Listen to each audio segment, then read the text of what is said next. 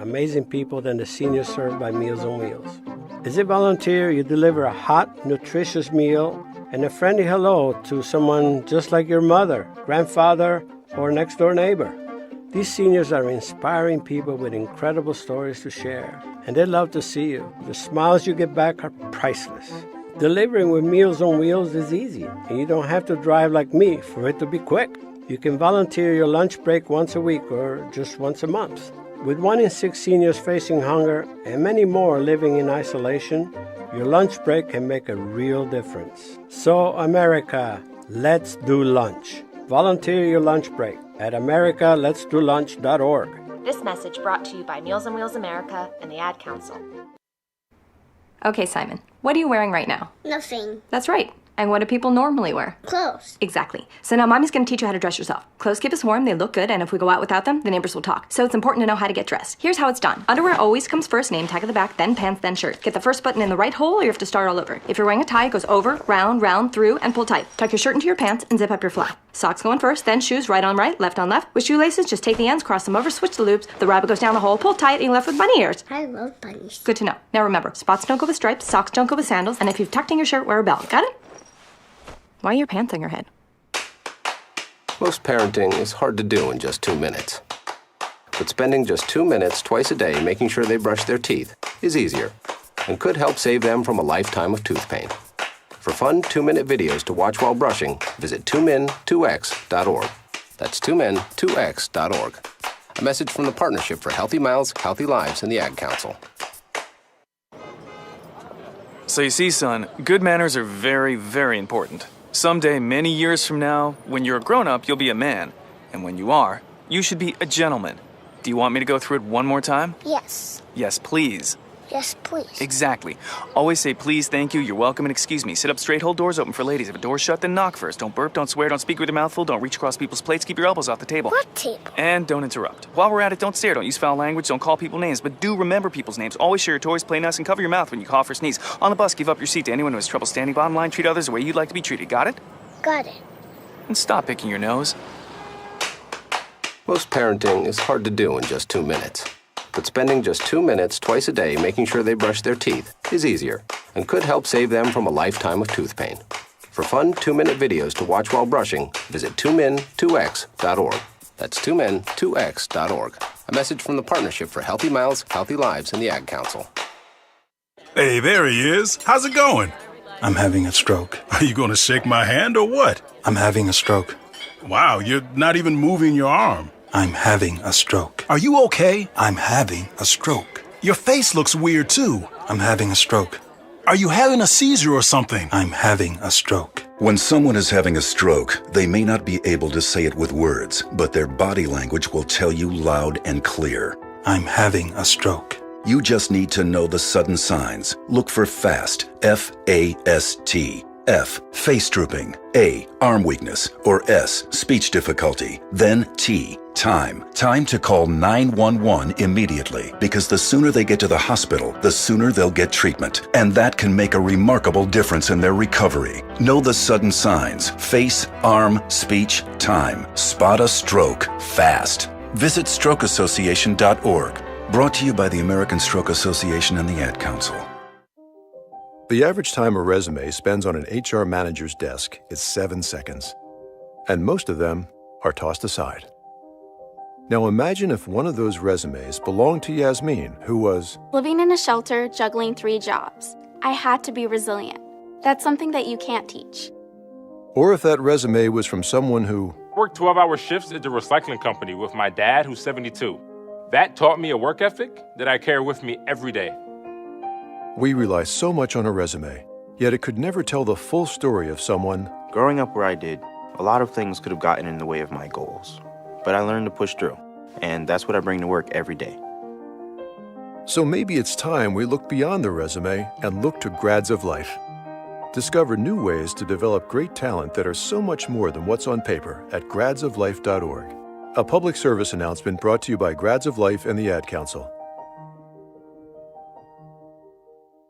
Be fearless. fearless at MMA Long Island and Seituha Karate. Located at 28 Cold Court in Ronkonkoma, MMA Long Island is the martial arts school for you if you want to learn combat-proven techniques, build confidence, discipline, and self-esteem while learning real martial arts to fight back against bullies, predators, and peer pressure. MMA Long Island offers group and private lessons for all ages and levels in traditional Goju-Ryu karate, MMA, and self-defense. MMA Long Island is one of Long Island's most affordable martial arts schools. There are no promotion, belt, or membership fees, and family discounts are available. All classes are taught by 7th degree black belt Sensei John Benedict with over 30 years teaching experience.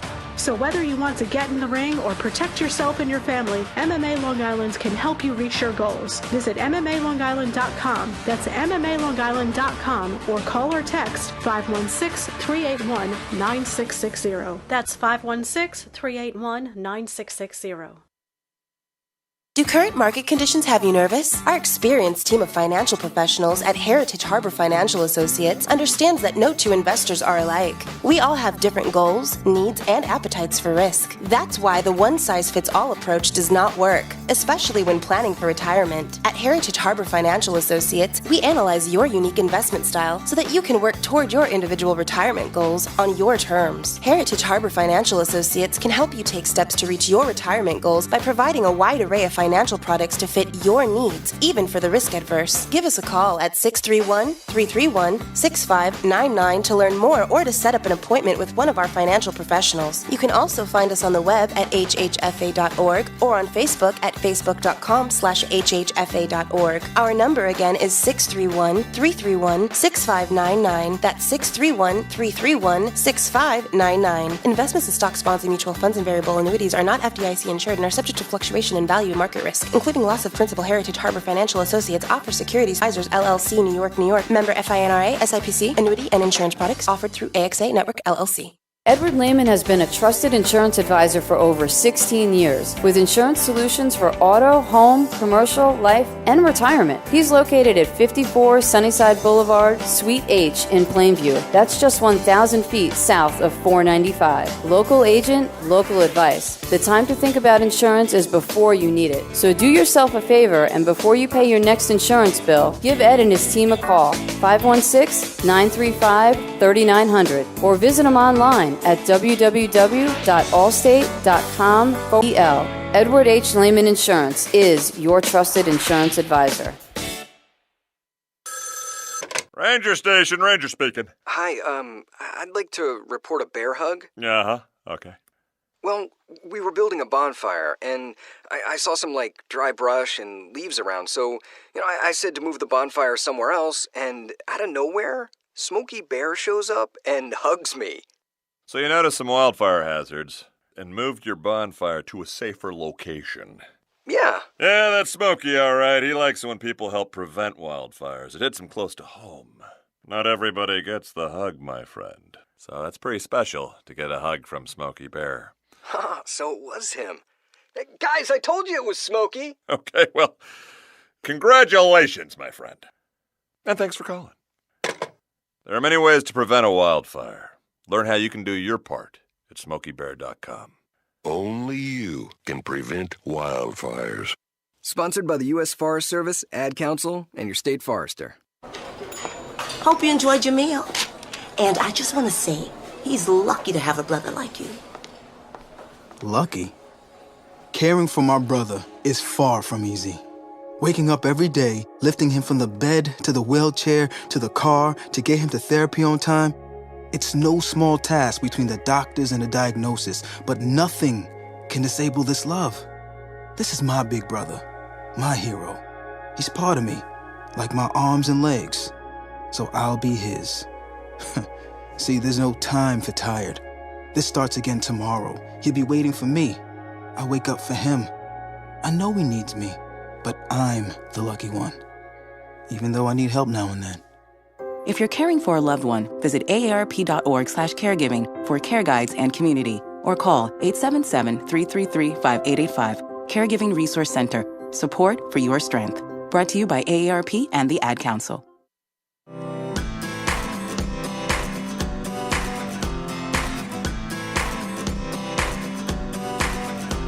People been saying to your friends.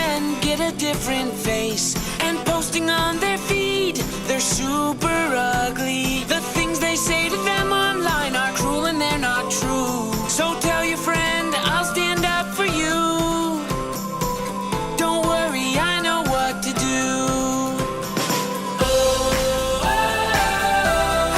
Tell the world I see with an emoji to stop the bullies. Know someone who's being bullied online? Send the witness emoji. It looks like an eye in a speech bubble, and it's in the symbol section near the clocks in your phone. You'll let the world know it isn't cool, and you'll let your friend know you care. Learn more about the witness emoji at eyewitnessbullying.org. Brought to you by the Ad Council. It's the Worldwide Sports Radio Network. You are now about to witness the strength of street knowledge. Number 70! We're talking about practice. Hello, you play to win the game. The Yankees are champions of baseball. Mr. Gorbachev, tear down this wall. 3, 2, 1, happy 2000! No time on the clock, and the Patriots have won Super Bowl 36. Jordan open, Chicago with the lead!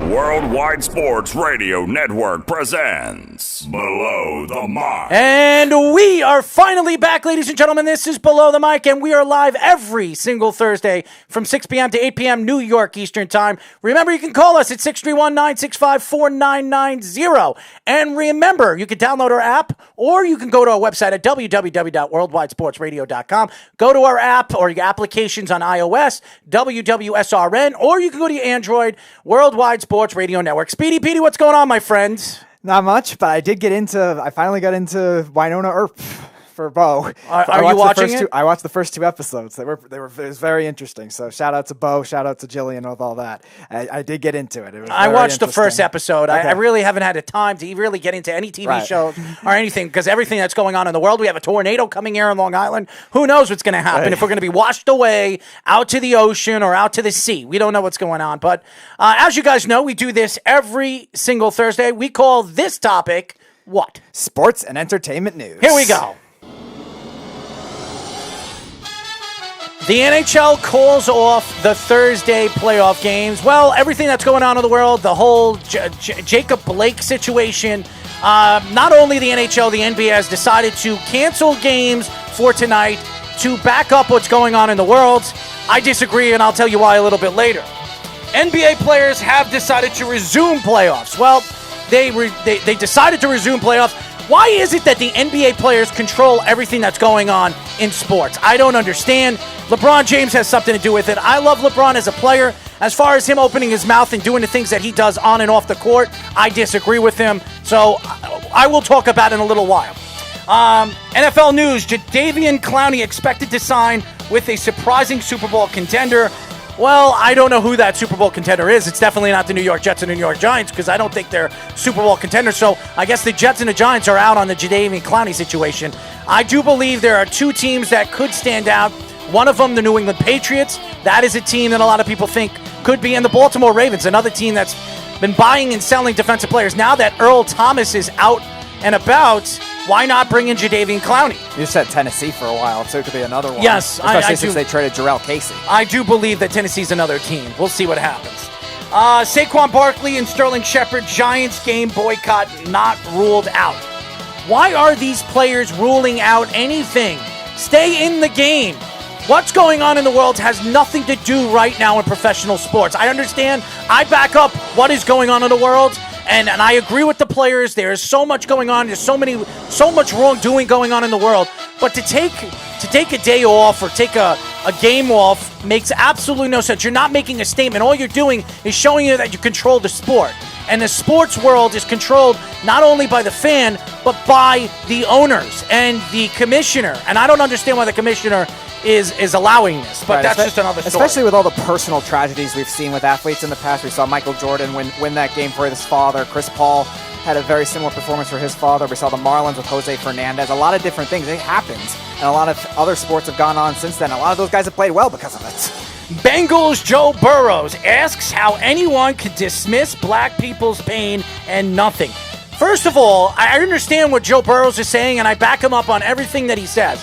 But here's the thing. There's a time and a place for everything. You should not be using your platform to talk about this. You should be using your own platform.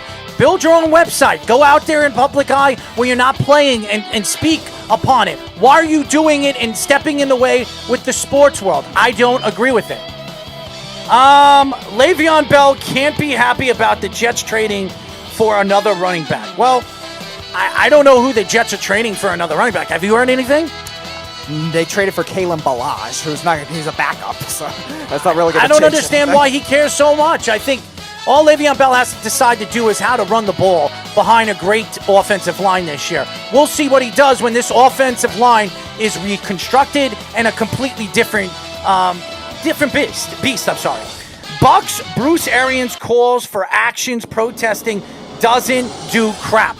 I agree with Arians. Why are you protesting? It's not going to stop anything. It's not going to stop what's going on in the world. It's going to continue happening. So, again, I agree with Bruce Arians. For what these players are doing and what other people are doing on and off the field makes absolutely no sense because it's going to continue happening and it's not going to stop what's going on in the world. NBA rumors. LeBron James stayed silent in meeting about resuming season. Well, I'm not surprised. LeBron James runs the show with the NBA. He is the NBA, and it seems like he's the light of everybody's tunnel. But to me, LeBron James just needs to shut his mouth and worry about winning another championship and trying to put himself in the whole conversation with Michael Jordan, which even winning another championship won't do. No. So I don't understand it. NBA postseason expected to resume on Saturday. Boo-hoo. Why does anybody give a crap? I'll tell you this right now. The ratings for the NBA is not very good right now. It is not very good. And anybody that thinks that it's going to continuously keep progressing when it comes to fans, what's going on in the world and what the players are doing, they're sadly mistaken. Draymond Green explains why canceling the season would be counterproductive. Well, Draymond, there's a lot of counterproductive things you do, including putting your you-know-what on Snapchat and then erasing it. So that's counterproductive. It doesn't help you. It doesn't help what is going on with the Golden State Warriors. Oh, I forgot the Golden State Warriors are not in the NBA playoffs, so maybe that's why it's counterproductive for him. Just let him be an analyst. Let him roast Charles Barkley. Michael Jordan voices his reasoning during owners' meetings. Now, Michael Jordan has his own thoughts of what's going on in the world. Michael Jordan said it himself. He doesn't move, and he did this as a player. He doesn't talk about politics. He doesn't talk about what's going on in the world. He was an assassin, and what he does on the basketball has nothing to do with off-the-court situations. I don't know what Michael Jordan said, but I'm sure after the show I'm going to read what he said, and I'll talk about it next week, but I'm sure it's itsy-bitsy stuff that he doesn't really want to get into in the public eye. And MLB news. We are not functioning. We are not a functioning society. MLB players ponder next steps after decision not to play. Ponder what? The season must go on. You want to win a championship. You want to make your money. You want to fulfill your dreams of winning a championship. Continue playing. Taking a step back and canceling the season makes absolutely no sense, especially with the whole COVID-19 and the fact that you guys got back on the field. Do not cancel the season because of what's going on in the world. The world will go on just as well as you will. Phillies Nationals game postponed for protest and racial injustice.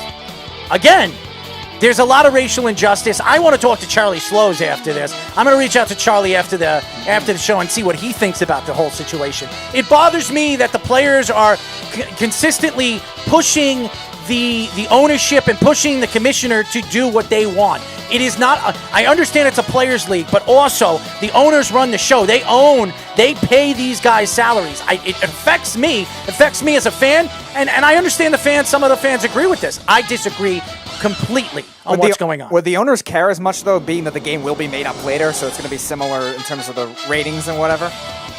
I don't know. You're asking the wrong person, because I have my own thoughts to it, and after what we do with sports and entertainment news, I'm going to speak on what I feel about the whole situation. Red Sox considering not playing versus the Blue Jays. Why? Social injustice? I mean, this is ridiculous. Every single team is trying to make their own rules and their own thoughts to what's going on in society. We understand what's going on in the world. COVID-19 social injustice, racial, sexist things going on with Woody Johnson. Everything is going on. Why is it that this is going on when it's been going on for years? It's been going on since the 1960s. Now all of a sudden it's reappearing and everybody's making it a social injustice. NHL rumors. Bruins Zdeno Chara says teams did not have time to mull on not playing. Well, Zdeno, I mean, with everything that's going on, it seems like the players are making a decision because they're not playing tonight. So I understand what he's saying. Maybe he was one of the guys that disagree with the social injustice and canceling games. I don't know, but I would love to hear from Zdeno Chara what he thought. One more thing. Jonathan, I don't like that one. Alain Vigneault. Hey. I have no idea about outside world protests in other sports. Well, Alain Vigneault has his own thoughts to it. I'm sure he disagrees on canceling games, social injustice. I think that things should be handled on and off the field, the ice, the court. It should not be handled in the middle of the center stage of the game. The playoffs are going on right now with the NBA and the NHL. The MLB has a 60-game season that needs to progress because they expect to finish the season at sometime in November and expect the season to start 2 months later. The show must go on. So that is my entertainment in sports, ladies and gentlemen. It's everything with this social injustice. I mean, everybody's got a right to their own opinion. They really do. And I am not saying that the players are wrong completely, okay? No. I'm not. And I don't want anybody to think that I am because it's untrue. But what is going on in the world has nothing to do with the NBA, the NHL, the MLB, and the NFL, okay? It really doesn't. Now, I understand there are innocent people dying. Innocent people dying. Police officers killing innocent people, civilians killing innocent kids. I mean, there's so much going on. It's a racial situation. I understand why the world is the way it is. And we have the presidency coming up in the next couple of months. Who's going to win, Joe Biden or Donald Trump? Everybody wants to talk about politics. Everybody has their own thoughts to the politics. I understand. I want Josh to call the show because I'm sure Josh has his own thoughts to it. So you can put him on. But I will say this. When you look at a platform, and I will honestly tell you that Colin Kaepernick was not wrong for standing up for his social injustice with kneeling at the national anthem. But kneeling for the national anthem shows disrespect not only to the flag, but the United States. Now, I was talking to the Beef this afternoon, and he says he's not watching sports for the rest of the year, including football. Even if the Cowboys don't kneel, he's not going to watch the season. Here is the problem with that. Is that going to solve the problems in the social injustice that's going on in the world? The answer is no. What needs to be done is somebody needs to stand forth on what's going on in the world, stand up for racial injustice, sexist remarks, all the stuff that's going on, domestic violence. Somebody needs to stand for it. If it's not the president of the United States, it's got to be somebody. And I don't think it's a politician that I'm expecting to stand up for it.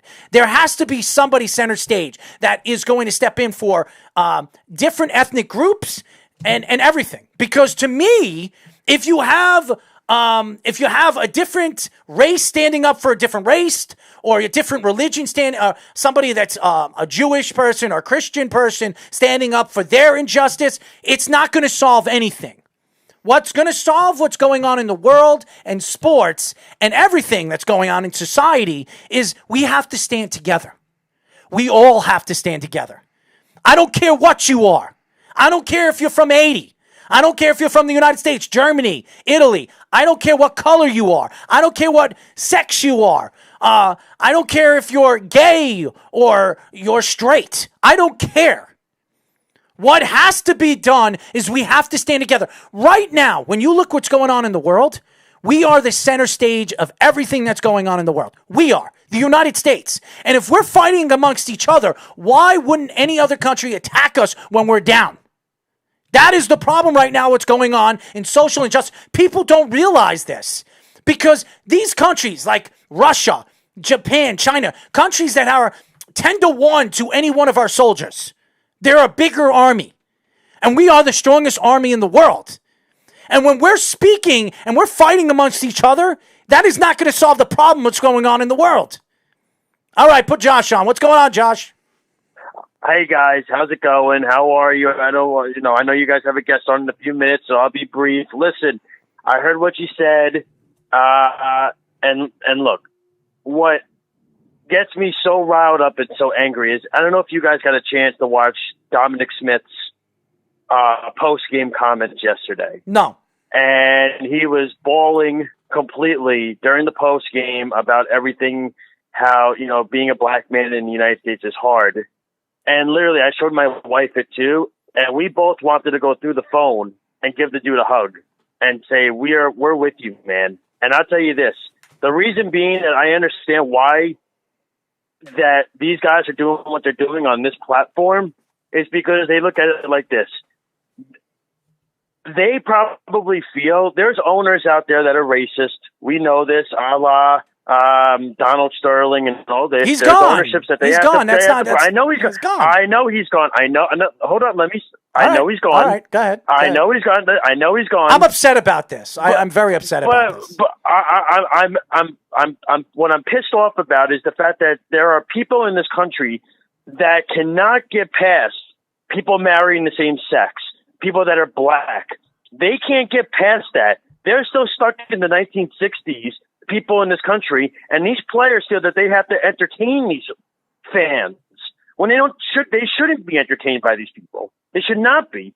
So they should be able to. What Dominic Smith said yesterday is 100% factual in the sense that he says it's tough being a black man in this country, because there was a video that came up on Twitter where there was a guy who, a white man pulled out a gun on a cop. The cop did nothing, and the guy chased the cop off. If it was a black man that did it, what's the cop doing? The cop's shooting him. That's essentially what it is. I understand. I understand that. We're not talking politics, and I agree with you. I am 100% backing up what the players are saying. But take a step back and decide not to play in a game because of social injustice. I disagree. It is not your platform to do that. That's my argument. It is not your platform to say, you know what, I'm bigger than baseball. I'm bigger than the NBA. I'm bigger than the NHL. I'm bigger than all these sports. That is my argument. You are not. But Errol, the thing is, look at tonight, for example. A video just got posted just recently. The Mets didn't want to play the game tonight. Rob Manfred called up Brody Van Wagenen and basically wanted a show out there. He wanted at 7:10 for the Mets and the Marlins to come out there, walk off the field, and then at 8:10 go back out there and play. That's Rob Manfred's idea of this whole thing. So clearly he's not taking it seriously either. And that's the problem. That's why these guys have to do it, because that's the platform they're on. Well, hold on one second, Josh. You have to look at Rob Manfred. He is a business guy, right? Who does he work for? He works for the owners. Am I right or wrong? He does. Of course, yes. So he works for the owners. So the owners are paying him. He makes his millions and millions of dollars through the ownership. So if Rob Manfred is getting his content from the owners and the owners are saying, well, this is what we want, this is how we're going to do this is how we're going to do it for social injustice, well, then they have every right to speak. They're the ones paying the players. They're the ones that are in charge of where the league is moving. They're the ones with the $1 billion. There are players that could forego an error. To them, though, there are guys that could forego these salaries throughout the year. Look at Stroman. Marcus Stroman forego his salary this year because of COVID. These guys, there's guys that are taking stands at the same time because they feel that, hey, listen, you can keep my money, but I will not play for an organization that's going to treat this like a joke because it's constantly, nobody's taking it seriously. This has gone on for years now. We're going on. You know what I mean? But you're saying, but hold on. Errol, this shouldn't even be a conversation you and I should even be No, we shouldn't have it. We shouldn't have it. No. But it bothers me that I'm watching TV right now, and I expect after the show to pop on the sports that I need to press and see what's going on in sports. And I got to wait all the way to Saturday to see everything open because you know what? Social injustice, the players want to step forward, and they want to conquer just like LeBron James. And I'm sorry, as well as I think LeBron James is one of the greatest basketball players I've ever seen, LeBron James runs everything with the NBA. And the fact if LeBron James says jump, every single player is going to jump. And I disagree about that. I disagree. It's clearly not, but that's clearly not because, look, he said already They're protesting the rest of the year, the Lakers and the Clippers, but now they're saying they're continuing the playoffs. Of course so they are. are. The Lakers and the Clippers are the Lakers and the Clippers a part of this conversation? Are they still involved in the playoffs then? Because LeBron was silent at the meeting today, and he walked out pissed off, was what I heard. So I don't know if he's going to continue playing. Maybe the Lakers might continue playing, but I don't know if he's will. Playing. He doesn't need the money. He's going to play, and I'm going to tell you why LeBron James is going to play. It's all about winning that championship. It's all about catching up to Jordan. That's all he cares about. As much as you think, and everybody think, as much as everybody thinks that LeBron James cares about what's going on with social injustice, I'm sorry, I'm not speaking for LeBron James, but I'm telling you right now, he cares about money. He cares about where his product is going and where he is going to be compared to when he's done with his career to Michael Jordan. As far as everything going on in the world, this has been going on for years, like you said. Now all of a sudden this is happening, and it's the center front. Let me ask you this question. It's getting worse and worse. It's getting worse and worse every day. You're seeing new things pop up every day. I mean, this guy. It's not just police officers. He got shot in front of. How about the white kid? How about the little kid that got shot in the back of the head by an African American? Nobody talks about that. Nobody's talked about that. I mean, look. But that's the problem. That's the problem. It's hate. There's a lot of hate, and I think people are just trying to. They're trying to find a middle ground. Yeah, well, there's no middle ground to this. Look, like I said, go watch if you get the chance. Yeah. Speedy, I know you're a Met fan. You know what I mean? Go watch the Dominic Smith post game yesterday, and you can't sit there and you can't tell me, my God, I feel so sorry for this guy. When you hear what he has to say. He even said yesterday, he says, guys just give money to charity and they walk away.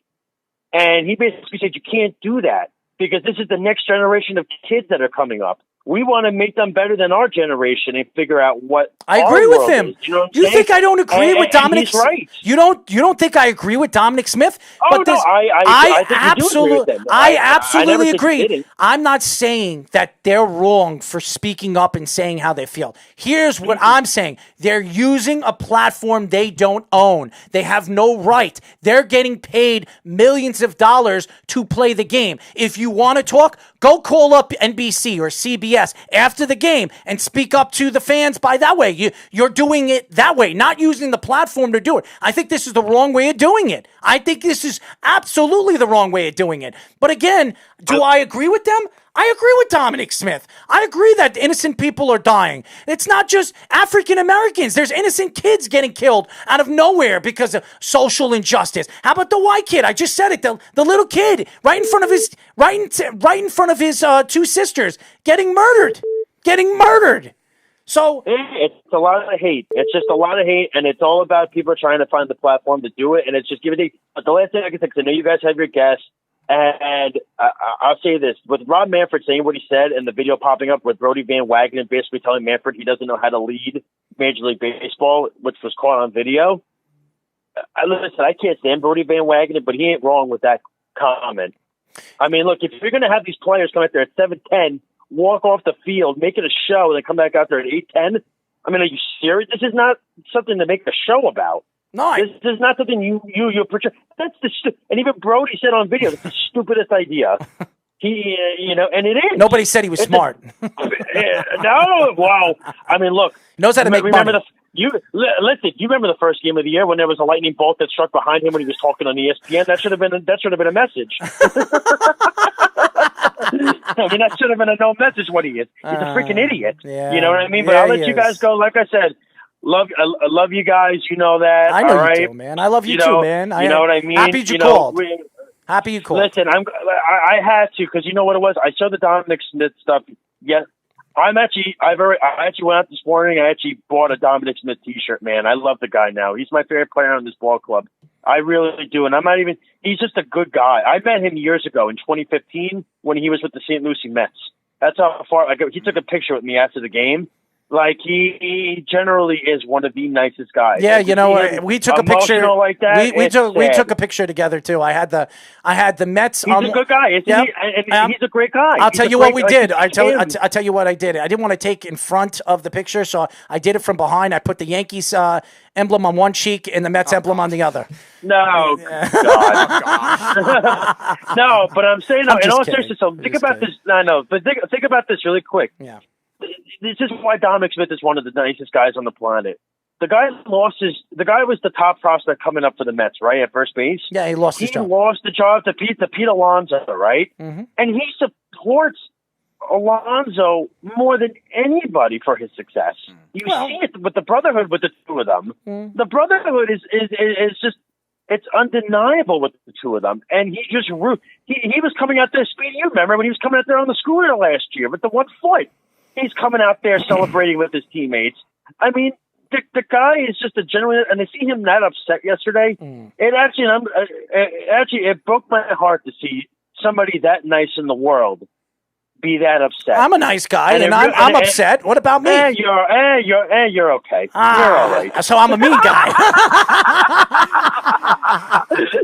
So I'm a mean guy. Is that what you're saying? They don't know that you're off the camera. Yeah, listen, I know Speedy knows you as well as anybody. So just go. Well, I have my own way of being me. Listen, guys, listen, go. I love you guys. Listen, it's good we had a heart-to-heart, nice conversation. Absolutely, I love you, man. Thank you. You know what? And honestly, listen, let's just hope for equality here, man. Let's just get past this. I want it. We're not in the 1960s. We're in 2020. And let's let, my future children and your future children grow up in a society where there's no hate. There's no racism. I agree. There's no, everybody's equal, man. Seriously. And we got to get past all this. This is crap. Seriously. It makes all the work Abe Lincoln did, Martin Luther King, Malcolm X, all the work that these guys did a waste if we cannot get past any of this. And clearly some of us are still living in with this stuff, man. It hurts me with this country. It really does. It sucks a lot. But go. I'll talk to you guys. We're going to continue watching the show, have fun, and I'll speak to you guys, all right? All right, my friend. Thank you for calling. All right, guys. Be good. Bye. Josh from Off the Mat. If you don't check out their show, you better check out their show. They're on our network every single Saturday at 12 p.m. New York Eastern Time. Him and Alex Slows, Charlie Slows' son, they do a show called Off the Mat. If you like wrestling and all around wrestling from the WWE for everything, I don't watch wrestling anymore, unfortunately. It became a soap opera to me. More drama than I can ever deal with. So I'd rather watch a soap opera with what's that show called on Channel 2? What do they call that show? Oh, General Hospital? General Hospital. That's what I almost said Jennifer Hospital. Oh, my God. Anyways, that tells you how tired I am. When we come back, ladies and gentlemen, we'll be talking to Vegas Golden Knights goaltending recruit Dylan Ferguson here on Below the Mic. It's the Worldwide Sports Radio Network. Be fearless at MMA Long Island and Seituha Karate. Located at 28 Colt Court in Ronkonkoma, MMA Long Island is the martial arts school for you if you want to learn combat-proven techniques, build confidence, discipline, and self-esteem while learning real martial arts to fight back against bullies, predators, and peer pressure. MMA Long Island offers group and private lessons for all ages and levels in traditional Goju-Ryu Karate, MMA, and self-defense. MMA Long Island is one of Long Island's most affordable martial arts schools. There are no promotion, belt, or membership fees, and family discounts are available. All classes are taught by 7th degree black belt Sensei John Benedict with over 30 years teaching experience. So whether you want to get in the ring or protect yourself and your family, MMA Long Island can help you reach your goals. Visit MMALongIsland.com. That's MMALongIsland.com or call or text 516-381-9660. That's 516-381-9660. Of course my kid's in the right car seat. Well, I think he is. Yeah, my kid's in a booster seat. He was ready to move up. He is ready, right? Her car seat looks like the right size. There are probably rules on when to move up to a booster seat, aren't there? Rear facing, forward facing. I think I have it right. Car crashes are a leading killer of children 1 to 13. Are your children in the right car seat for their age and size? Don't think you know. Know you know. Go to safercar.gov/the right seat. I know my child's in the right car seat, or else I wouldn't get in the driver's seat. Brought to you by the National Highway Traffic Safety Administration and the Ad Council. It's the Worldwide Sports Radio Network.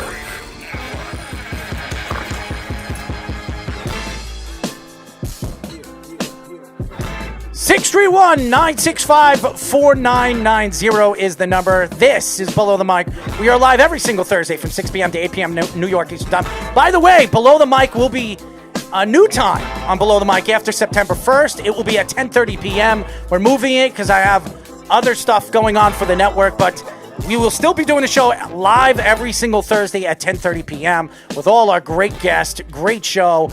Download our app, guys, if you have an iOS, WWSRN, and Android, the Worldwide Sports Radio Network. Wow. Josh.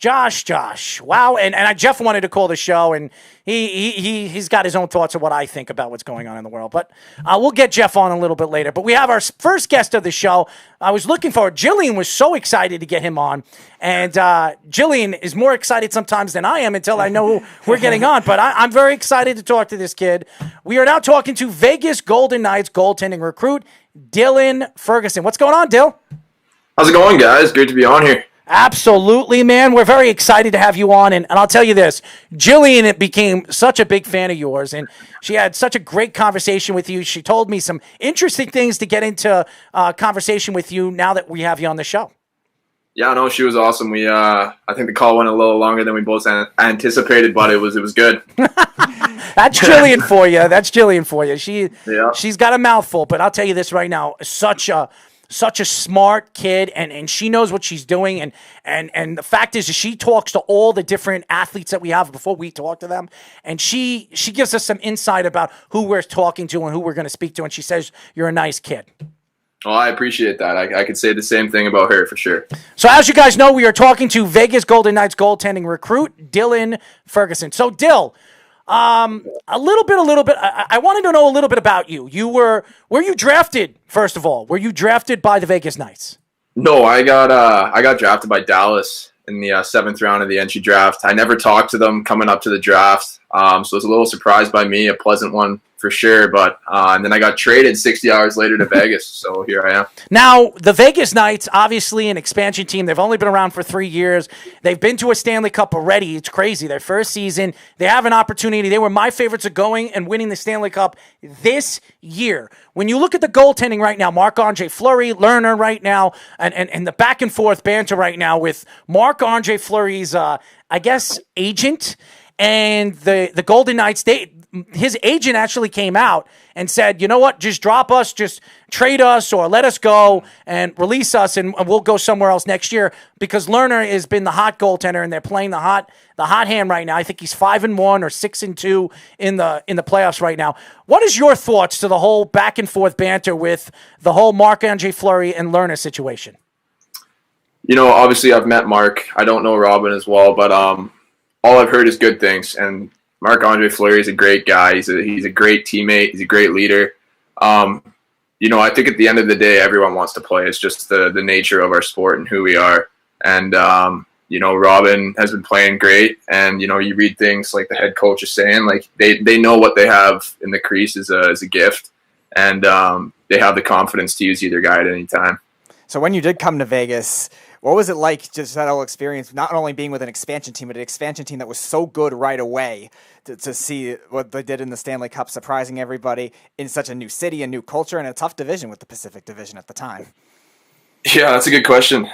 Even thinking about it now, I'm really speechless about it. And, you know, just to get the opportunity I did to get up there and be with those guys in that first year and in that inaugural season they had there, it was it's probably something I'll never forget my whole life, right? Like it's not something that happens every day. And, you know, they were called the Golden Misfits, guys that didn't really fit in anywhere else, or so they thought. And they all came together as a team and made a cup run. It's incredible, really. I like the Golden Knights name than the Krakens. I mean, it's ridiculous. I am not a big fan. Everybody likes the jersey. I'm not a big fan of the jersey. I'm not a big fan of the name. I think they should have thought. I said this, and what I thought they should have called them the Seattle Grunge. I mean, that's where grunge rock came from. That would have been made more sense. Seattle Nirvana too. Yeah, Nirvana. All the different groups came from Seattle. Call them the Grunge. Why did they name them the Krakens? It made absolutely no sense. There is no Kraken, so it made absolutely no sense. So unfortunately, I disagree with the name. But as you guys know, we are talking to the Vegas Golden Knights goaltending recruit, Dylan Ferguson. Now, Dill, when you look at the goaltending position, and I've said this over and over again about the playoffs, and Ranger fans over here don't understand what is the concept of winning championships. It's great goaltending, timely goaltending, and great defense, something the Rangers have not had over the last 20 years. When you look at the goaltending position, how do you look at the goaltending position going into the playoffs? How do you look at it? How the importance of the goaltending do you think is important for winning a championship? Oh, it's huge. I think you marked off a lot of really valid points, man. And I think consistency is a massive one. And it's that feeling you get. You gotta be able to pull yourself out of. If you get scored on, I mean, not right now. There's no one in the stands, but you have 19,000 people looking at you like it's your fault, right? Mm-hmm. And it's just such a mental state that you need to stay in and just have belief in yourself. And I think goaltending in the playoffs, I think everyone knows it. No one's going to argue it. At the end of the day, it really comes down to winning games. Like you can look at the last two games against Vancouver and Vegas here. The first game, Vegas filled the net. Markstrom came back out in the second game, shut the door, and it's the other way around. And that's just been the story for playoffs for generations. Errol and I did a segment a while back, probably in May, about what are the most important positions in sports. Could you argue the goaltending position, even comparison to other sports, is the most important position out of all of them? I think anybody arguing with me on that would be wrong, and I feel like I'd have a lot of people agree with me. Well, I will agree with you because I was a goaltender and I was a top prospect growing up before I hurt my knee. And I believe the most important position in professional sports is goaltending. I don't care what anybody says about the quarterback and the pitching, what wins championships. And you would argue the point that pitching wins championships for baseball. You would argue that the quarterback is as important as the defense and the offensive line is in football. But I believe that if you have a dominant goaltender or a hot goaltender in the playoffs. We saw that with Anaheim years and years ago, and we've seen it. We saw the Vegas Knights, their first year, expansion year. Marc-Andre Fleury was the hottest goaltender going into the playoffs. A guy who's notoriously bad in the playoffs. Yeah, well, he won a championship with Pittsburgh. The one, yeah, right. But, I mean, hot goaltending wins championships. Am I right or wrong, Daly? No, you're 100% right. I will not argue or disagree with that at all. Well, over the years, and by the way, we are talking to Vegas Golden Knights goaltending recruit, Dylan Ferguson. You don't mind me calling you Dill or Dilly or whatever? Oh, I love it. Go ahead, call me. Well, because I played hockey too, and we all had nicknames, and I'm very bad at pronouncing hockey names. Okay, I am the worst. When we interview hockey players, and over the years, I've interviewed some of the top hockey players in the country. I was at the NHL draft. I interviewed Brendan Shanahan and all these guys, and Stevie Yzerman and John Van Beesbrook. I got to interview guys that I looked up to as a kid, and guys that you probably never even got a chance to see live because you're so young. But when you look at the game as a whole, the speed of the game, and being that you're a goaltender, and the goaltending crease and the pads. I mean, the pads are a lot bigger now than it was in the early 2000s and the 90s. What do you see to be different about the game, and what makes the game more exciting now than it did in the 90s? I had this conversation actually the other day with one of my buddies that I train with here.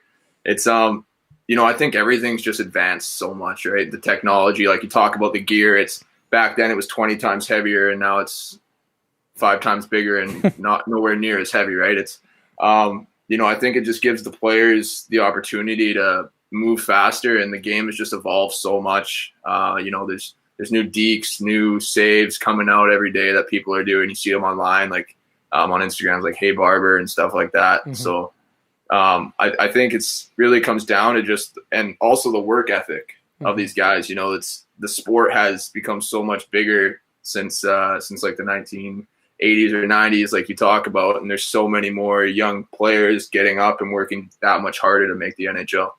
So we had Justin Richards, who's a Rangers prospect, on the show on Tuesday, and he was mentioning a lot of the same things you were. A lot of the things with the equipment, the stick technology, the goaltending technology, that with the pads and stuff like that.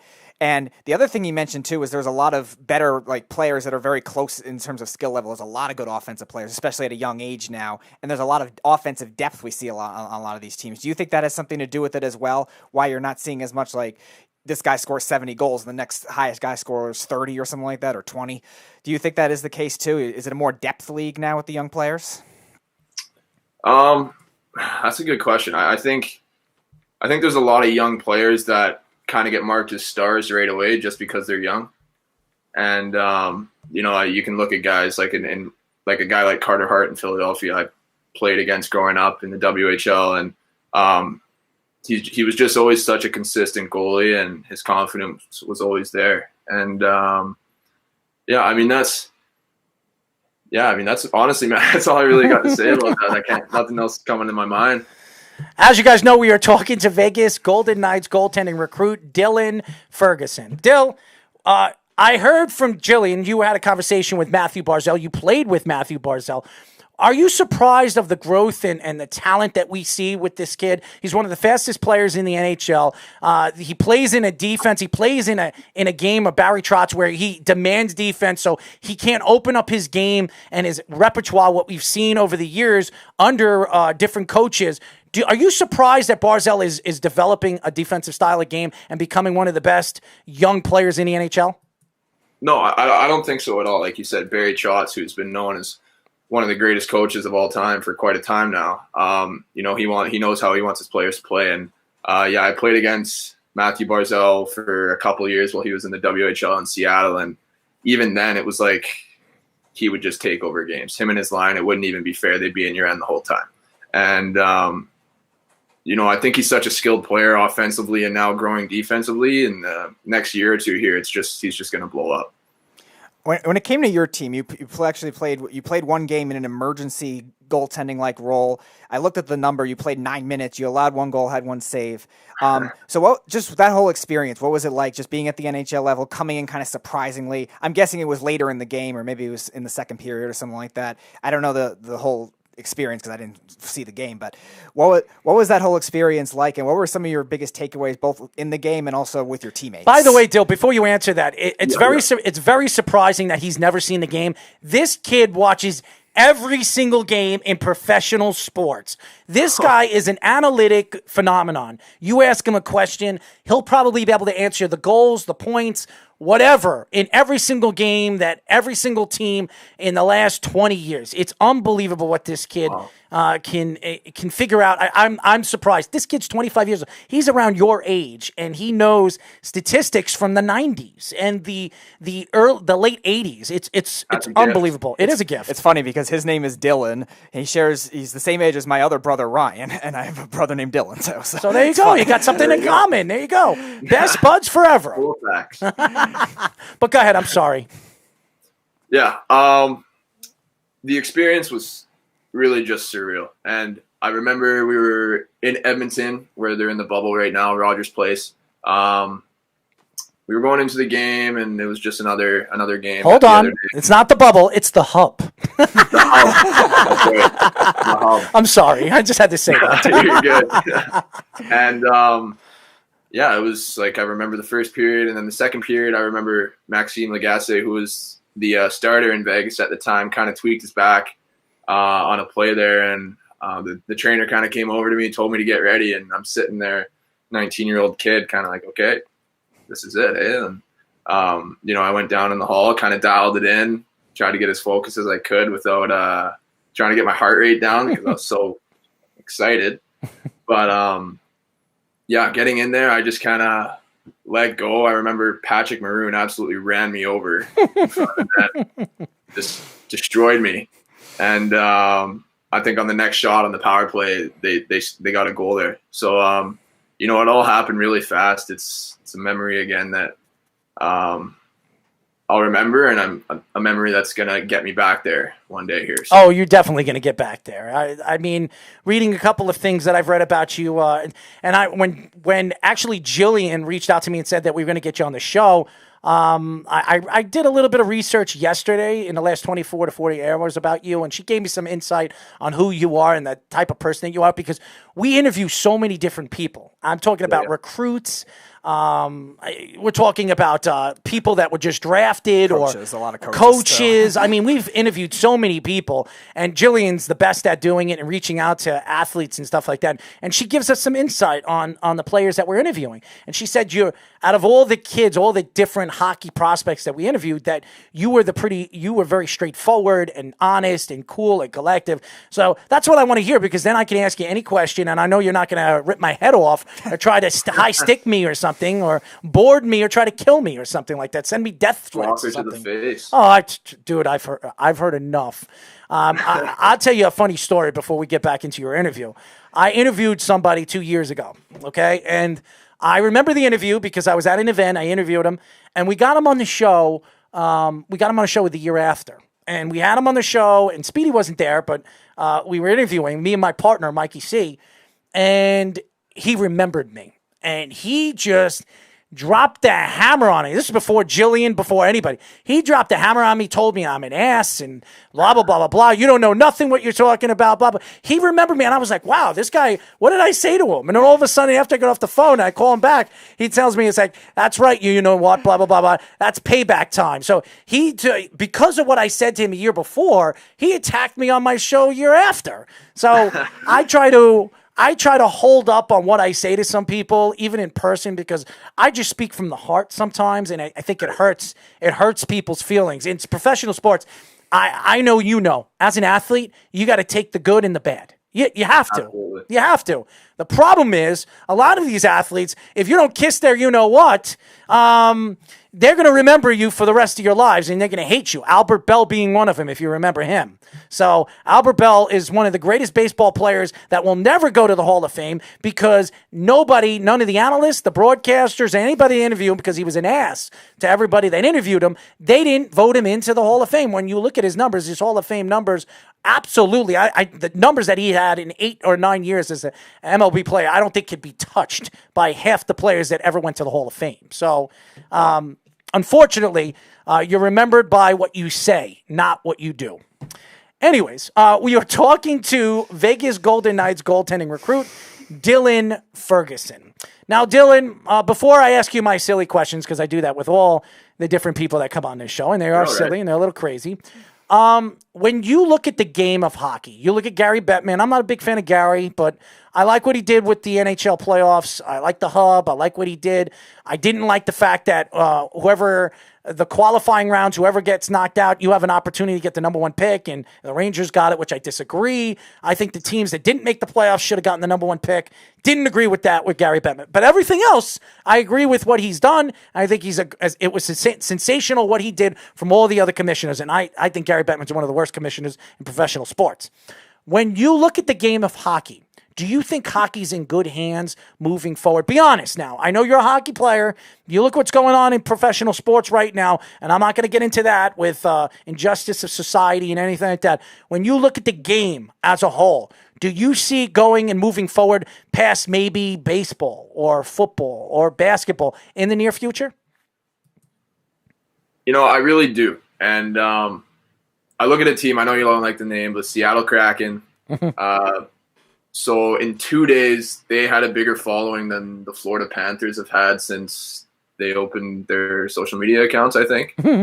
So that just shows, even Vegas, I played a preseason game there. It wasn't even a real regular season game, and there was 19,800 people there to see this preseason game in Vegas. It's different, obviously, from Seattle because there's so many tourists and stuff, but I think they're doing the right thing. I really do, for growth-wise. And it's starting to show as well. Mm-hmm.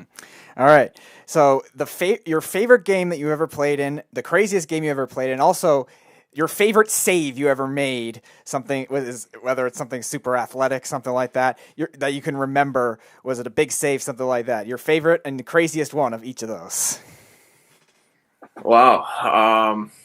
Putting me on the spot here. Hey? So my favorite save.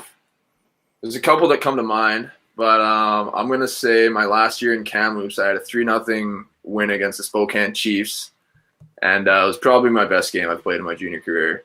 And my glove was just on fire. And then in the third, I did one kind of like reaching back, like wide open net, and just absolutely robbed it to kind of seal the shutout. So that was that. You mind swinging those other two questions at me quick? Yeah, you're the favorite game that you ever played in, and the craziest game you ever played in.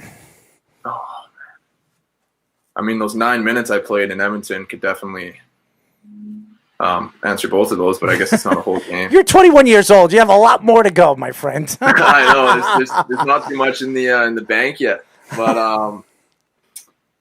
yeah, I'm gonna say that. Hockey-wise is my craziest memory, and getting into that game, I'm going to say it was the craziest game I've been a part of. We are talking to Vegas Golden Knights goaltending recruit Dylan Ferguson. Dill, you grew up rooting for who? I was a Canucks kid. I was born in Vancouver. And your Canucks are still in the playoffs. Surprisingly, you knocked off the St. Louis Blues. You have a conflict of interest here. Your current team and your childhood team. Who would have thought? But I'll tell you this right now. I love Vancouver. I love what they have to offer. I think they're one of the up-and-coming teams in the NHL. Young, fast. That kid, Quinn Hughes, who I met 2 years ago in Dallas when he was drafted, the kid is a star. He could turn out to be better than his brother, Jack. I mean, he's been sensational all season long, and he's probably going to win. Well, he can't win Rookie of the Year because it's not his rookie season. But yeah, he's eligible. He's eligible. He's still eligible. Yeah, so he can win. He can win Rookie of the Year. Yeah, it's going to be a tough test with him and Cale Makar. Both of them have very good numbers offensively this year for a defenseman. Both of them sensational. Yeah. But we do this with all the recruits. We do this with all the different people we have on the show. I ask you silly questions, and I want you to answer a silly answer because the fans want to know. Are you ready? Oh, yeah. All right. Boxers or briefs, and why? Oh, boxers. More room. More room? You wear a cup, man. You wear a cup. What does it matter if you wear boxers or briefs? That's what I hear. Yeah, that's fair. I'm not thinking about that in the middle of the game. I don't blame you. Well, you know what? Sometimes people say, I've heard somebody say they don't even wear any boxers or briefs. They go commando. Honest answer. You asked me the question and I answered. I got it. I got your answer. We are talking to Vegas Golden Knights goaltending recruit Dylan Ferguson. Second question is, favorite treats or food to eat before a game? Oh, before a game? Mm-hmm. Pasta, man. Pasta? Pasta and chicken. You don't throw up? Not yet. Not yet. I don't know. Like I eat pretty early before games. Right. Like I'll usually eat at like 3:30 for a 7:00 game, and then have a snack every now and then up to it. But you know what's funny? When you go to the games and the teams, they have all these different foods that you can eat. Even the players do. You go into the locker room and they have like the table set up with like food, stuffed shells, whatever you want, chicken. It's crazy. I mean, how do these players actually not gain weight and become fat? I mean, I've walked in, I'm like, holy crap. I mean, you have a buffet in here. And I'm looking at the players and they're like, yeah, well, we don't eat any of that stuff. Get out of here. Don't eat it. Half of it's gone. Who is eating it? The referees? I mean, like, seriously. Third question, blondes or brunettes, and why? Oh, man. I got to be careful with this answer. I know you have a girlfriend. Nah. Oh. No. Nah. He's in Vegas. He's got to be careful with that. I'm not in Vegas. I wish I was in Vegas. Am I allowed to say like a mix, kind of like an ombre or something? An ombre. I like that. That's a good answer. Yeah. An ombre. I'm honestly not a big fan of like the platinum blonde. The platinum blonde. Yeah, I'm not. I would agree with you. Okay. An ombre. I never heard that before. Yeah, that's our first one. That's the first time I've heard that. Giving him that answer. An ombre. You know what I like? What do you like? Well, ombre. Oh, okay. I thought you were about to say, you know what I really like, and you have a picture of it. No. This is what I like. All right, so we do this, and I ask these silly questions, but here's the question I ask to a lot of people. I like to ask the players, if we hung Speedy on a tree like a piñata, and you had a chance to hit him with any weapon you can, what would be that weapon? Would it be a bat, a hockey stick, a paddle? I mean, look at this guy. He's smiling at you. You have a chance to hit him a couple of times. Free hits. You won't get in trouble. You won't go to jail. What weapon would you hit this kid with? Like one of those, like sword balloons. You know what I mean? He's trying to protect you. Look at him. He's way too nice. He doesn't deserve that. Thank you. You're welcome. Wow. Dylan's sticking up for you. He's got his ombre and everything like that. I mean, you've got answers galore, my friend. Congratulations. You're now the #1 favorite guest. Yeah, I'll take that. After all the guests that we've had, hundreds of guests that we've had so far in the last, I would say we've interviewed over 150 people in the last 4 months. So, and he says you're his favorite guest. So there you go, Dylan. I want to hear some of the, a couple of the answers that you've gotten. Well, it has to be of all the sample that he asked the crazy questions to. So your sample isn't initially because we had one of the first weeks we had one of the guys actually like hung up the phone when he asked the crazy question. Well, he didn't hang up the phone. It wasn't. So we had the Chicago Bulls play-by-play guy on the show, and I said, "Okay, I got some silly questions to ask you." And I said, the first question I asked him, I said, "If you were to get dressed in women's clothes and go out in public, what would you wear?" He was quiet for like 10 seconds, and then he said, "You know what, guys, thank you for getting me on the show. I hope your show moves forward, blah, blah, blah, blah, blah. Nice talking to you. Goodbye." So basically there was a hiatus after that until probably June or something like that. Wow. I kind of took a hiatus from asking the silly questions until I got the young recruits, because you want to know something. The older analysts, and we've interviewed a lot. I think it was Shea Bowden. I think was the first one you went at after that with the crazy questions. I think that was early June, and then you started doing it after that. Yeah, you know what? Because I want to see your personality. I want to see what you're going to come up with and how crazy you could be. I mean, I'm a crazy person, but outside the lines, you can ask anybody. Yeah, I'm a little crazy off air, but all in all, I'm a funny guy. I'm a cool guy. I'm down to earth guy. And if you came up to me and didn't know me, or you asked me to autograph something or talk to you, I'm one of the nicest people you'll ever meet when it comes to that. I will talk to you for hours. I like to have conversations with whoever when it comes to sports or just anything. I think it's great when somebody comes up to you and wants to talk to you and have a conversation with you.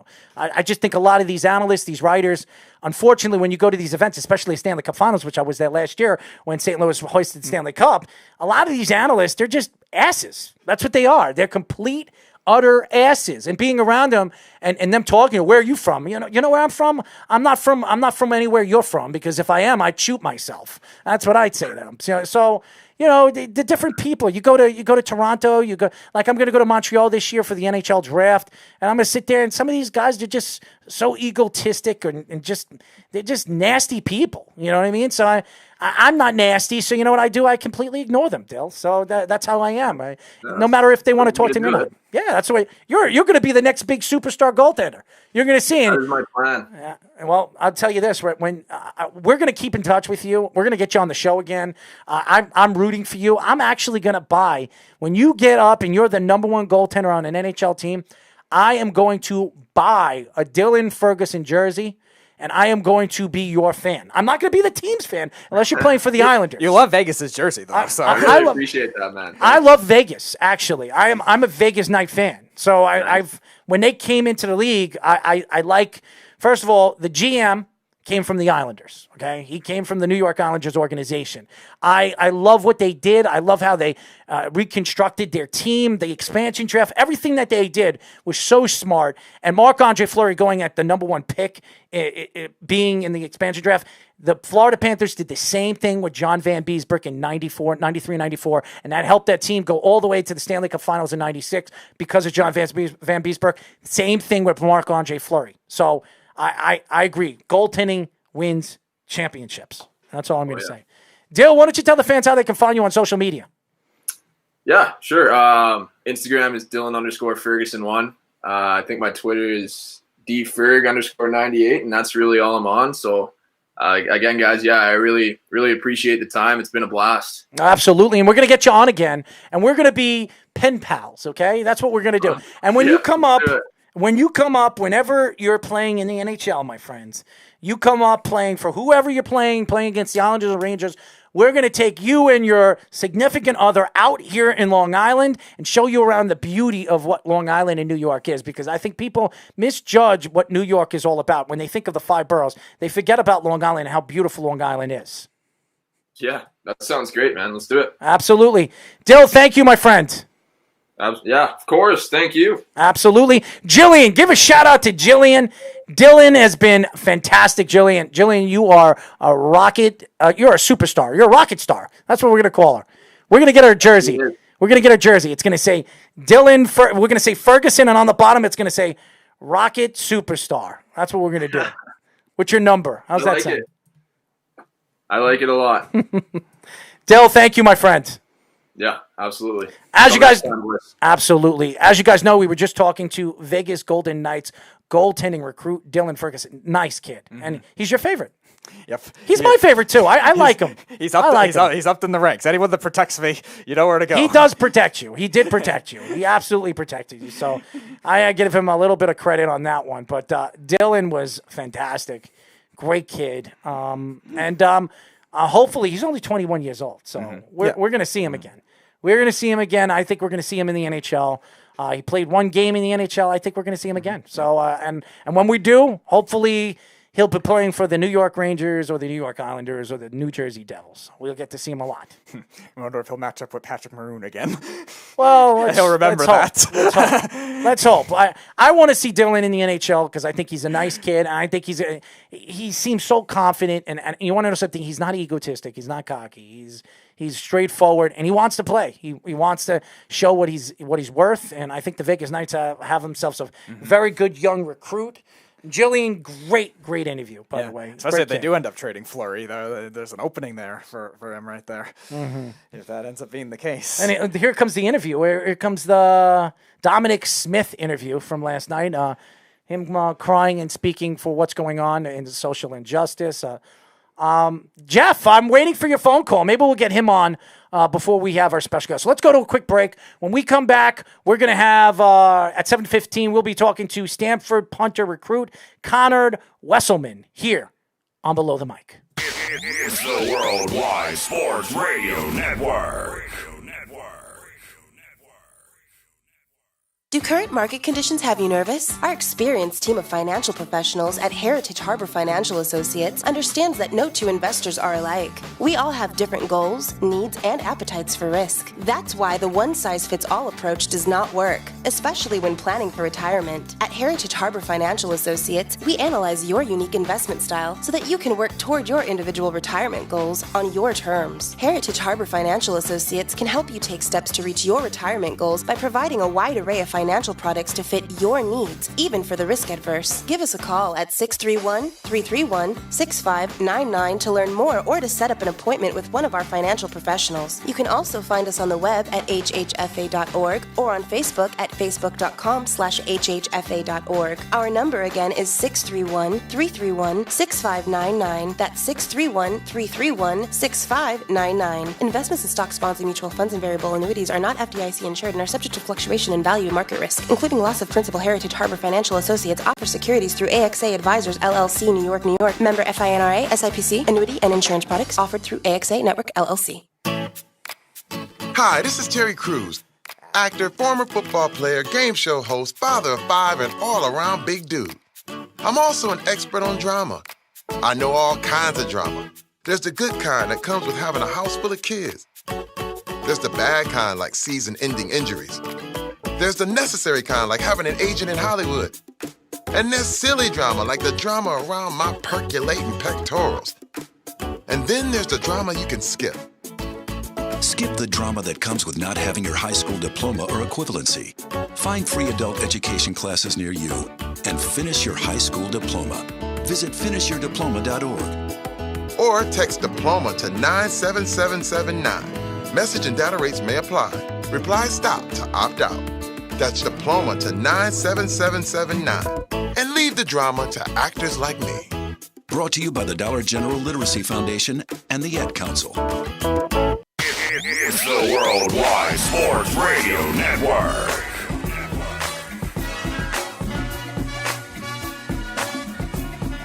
Six 631-965-4990. This is Below the Mic. We are live every single Thursday from 6 p.m. to 8 p.m. New York Eastern Time. Yes, we're back. www.worldwidesportsradio.com. iOS. Download the app WWSRN and Android Worldwide Sports Radio Network. I know Jeff wanted to get on, and unfortunately we had a guest. Well, fortunate we had a guest. Dylan was great. I love that interview, by the way. He was great. Looking forward to getting him on the show again. But Jeff, what's going on, my friend? How are you, Errol? I know you wanted to call up and attack me, so I told you I'd get you on for a little while before we get our second guest on. So what would you like to talk about, buddy? Look, man, you know, I don't want to really outright attack you, right? Because we all need to, like, rise above things and be better in certain instances, right? Mm-hmm. But, you know, you had a previous caller on and you were talking about, you know, the people sitting and the race debate and that kind of thing. And then you mentioned the black guy that shot the white kid in the back of the head. Yes. Mm-hmm. What a horrible example that is. Well, I brought it up because I'll tell you why I brought that up. Because to me, unfortunately, what's going on with social injustice and what's going on in the world, nobody is talking about everything that's going on in the world. There are soldiers dying right now overseas, and nobody's talking about it. Nobody's talking about it. There certainly are, and we're not going to stop all crime everywhere, and I understand that, right? Mm-hmm. But what happened with the guy that shot the kid in the back of the head? The black guy, in your words, the black guy that shot the white kid in the back of the head. What happened to him? Within hours, he was apprehended and arrested. Right. Was he not? Yes. That's the justice system. That's how it goes. Yes. Right? Mm-hmm. You can name case after case after case where these people, they don't get that kind of swift justice. What happened to the cop that knelt on George Floyd's neck? He wasn't arrested for 2 weeks. You're right. What's happening with this cop right now? He's out there walking around. Jeff? What happened with the cops that shot Breonna Taylor? They're still out there walking free. What happened with the two white guys that shot Ahmaud Arbery? Yes. That video was given to cops. They watched it. And it wasn't until a month later when the public saw the video that all of a sudden this outrage came and they were like, well, why haven't you arrested them? And then they were like, oh, shit, we got caught. The justice system is not equal. I agree with you. I agree with you. Equally. I agree with you. What a terrible example of that. I brought up an example. What else do you want me to bring up? You want me to bring up how about the two soldiers that were murdered 2 weeks ago? No, nobody talked about that. But it seems like every single thing that they want to talk about with this social injustice system, again, there's a time and a place for everything. You know this, and I know this, Jeff. They should not be using This is the time and this is the place. And yes, I disagree. This is how it's going to happen, right? Mm-hmm. This is exactly how it's going to happen. Mm-hmm. The players have a platform. By them not playing, what happens? It takes the money out of the pocket, not only out of their pockets, but the pockets of advertisers, sponsors, and the owners, right? The owners are the ones that hold and donate to political people, mayors, governors, presidential candidates, right? If they're losing money, and they're going to actively seek out these politicians, these leaders, and say, dude, we got to make a change because I need to get back to making money. That's how the change is going to happen. These players are affecting policy by affecting the pockets of the powerful. So let me get this straight. Colin Kaepernick doing what he did over the couple of years ago when he was doing it, and everybody disagreed. A lot of people disagreed with Colin Kaepernick did, except maybe some players. But a lot of people disagreed with Colin Kaepernick did. But look at what happened with Colin Kaepernick. Colin Kaepernick's a perfect example. Yes, he knelt because he wanted equality, right? That's what he wanted. Yes. But we have a president, whether you like it or don't like it, we have a president that used it as a political football and called him a son of a bitch and said fire him and all these things. Well, turns out Goodell wants to apologize, and turns out he was right, but he was vilified for taking a stance. People like, oh, he shouldn't kneel. Do you know who told him to take a knee? Who? A soldier. A soldier said it was more respectful to take a knee than just sitting. So he took the knee because a soldier said for him that was more respectful. So that's what he did. So why is never it about disrespect to the flag or anything like that? But why is it that there are fans right now, if you look at the numbers for the NBA and MLB right now, the numbers are completely low right now. It's the lowest it's been in what? The last, 2 years when it comes to numbers. If you look at the games and the variety of people and the numbers and the ratings right now, they're not good. And one of the reasons why is because of this social injustice situation. And a lot of people disagree on the kneeling, disagree putting Black Lives Matter on the court or whatever they're doing. Go ahead. Because too many people are viewing this as a political issue. People have taken up sides and it's become a political issue. I agree with you. This isn't a political issue. This is about humanity. And if you have any humanity, tell that to LeBron James. Tell that to LeBron James. Tell that to him. Right.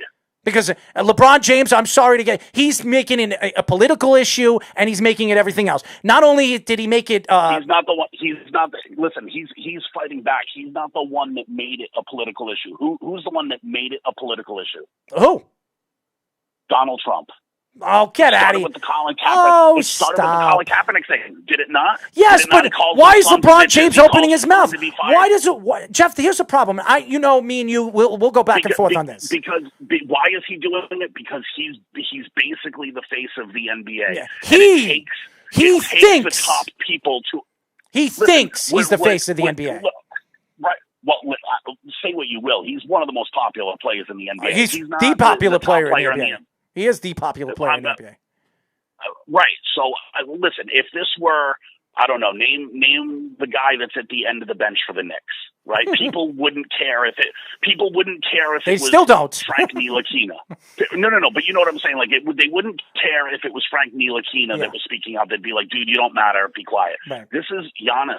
This is Harden. This is Chris Paul. This is LeBron. These are the biggest names in the game saying we want to affect change. And that's why it matters. Like, I think LeBron sees himself as owing it to the rest of the league for him to be a guy. LeBron is all up, and you know this, and I know this. LeBron is all about his pockets, his money, and his product. If he speaks up and the players agree with him, and all the social injustice backs him up, or what he says and what he thinks, it puts more money in his pocket. It does. It does.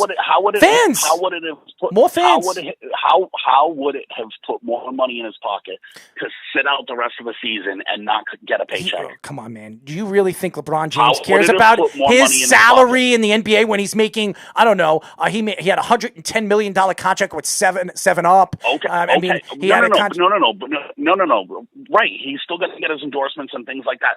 How is it putting? And this is your words. It's going to put more money in his pocket. Well, if he's not getting his 20 endorsements, million, endorsements, million a year, endorsements, he'll get more endorsements from different organizations because he stands up and he says what he says and sticks up for whatever he stands for. That's the problem right now in this social injustice thing. I don't think they're doing it for the right reasons. Some of them are. I will admit that. Some of them are, and some of them they're just doing. Your opinion on LeBron? Do you think your outside of this issue? You weren't really a LeBron James fan, and you didn't really like him anyways. Do you think that is I like somehow LeBron James. shading your opinion towards? I like LeBron James. I've never heard you say anything good about him. Speedy, do I like LeBron James? He does. He really criticizes him in comparison to other eras of basketball players, but he does praise LeBron James in comparison to 2000s basketball players. I think he's the best basketball player we've seen since Jordan. And I'll say that again. I think that's why it's important that he's the one speaking out, though, right? Because he's the face of the league. Say what you want. He's been the best player in the league now for, I don't know, what's he 20 years now? 12, 15, almost 20 years. 20, right. 17 years. So, I mean, this is big. This would have been like, could you have imagined if this had happened in the 90s and look at the you watched The Last Dance. Look at the flack that Michael Jordan caught for not speaking out to help a politician or something like that. And- He caught a bunch of crap from a lot He of did, people, and right? he did, and the long run. And by the way, Isaiah Thomas needs to shut his friggin' mouth. Okay, I'm so sick and tired of him. He came out and said that LeBron James, he believes that LeBron James is a better player than Michael Jordan. I don't know what he's smoking. I don't know what he sees, but he's out of his damn mind. Okay, Isaiah Thomas needs to shut his mouth. I'm just saying. I had to say that. I'm sorry. We have to get our guest, but go ahead. I'm sorry, Jeff.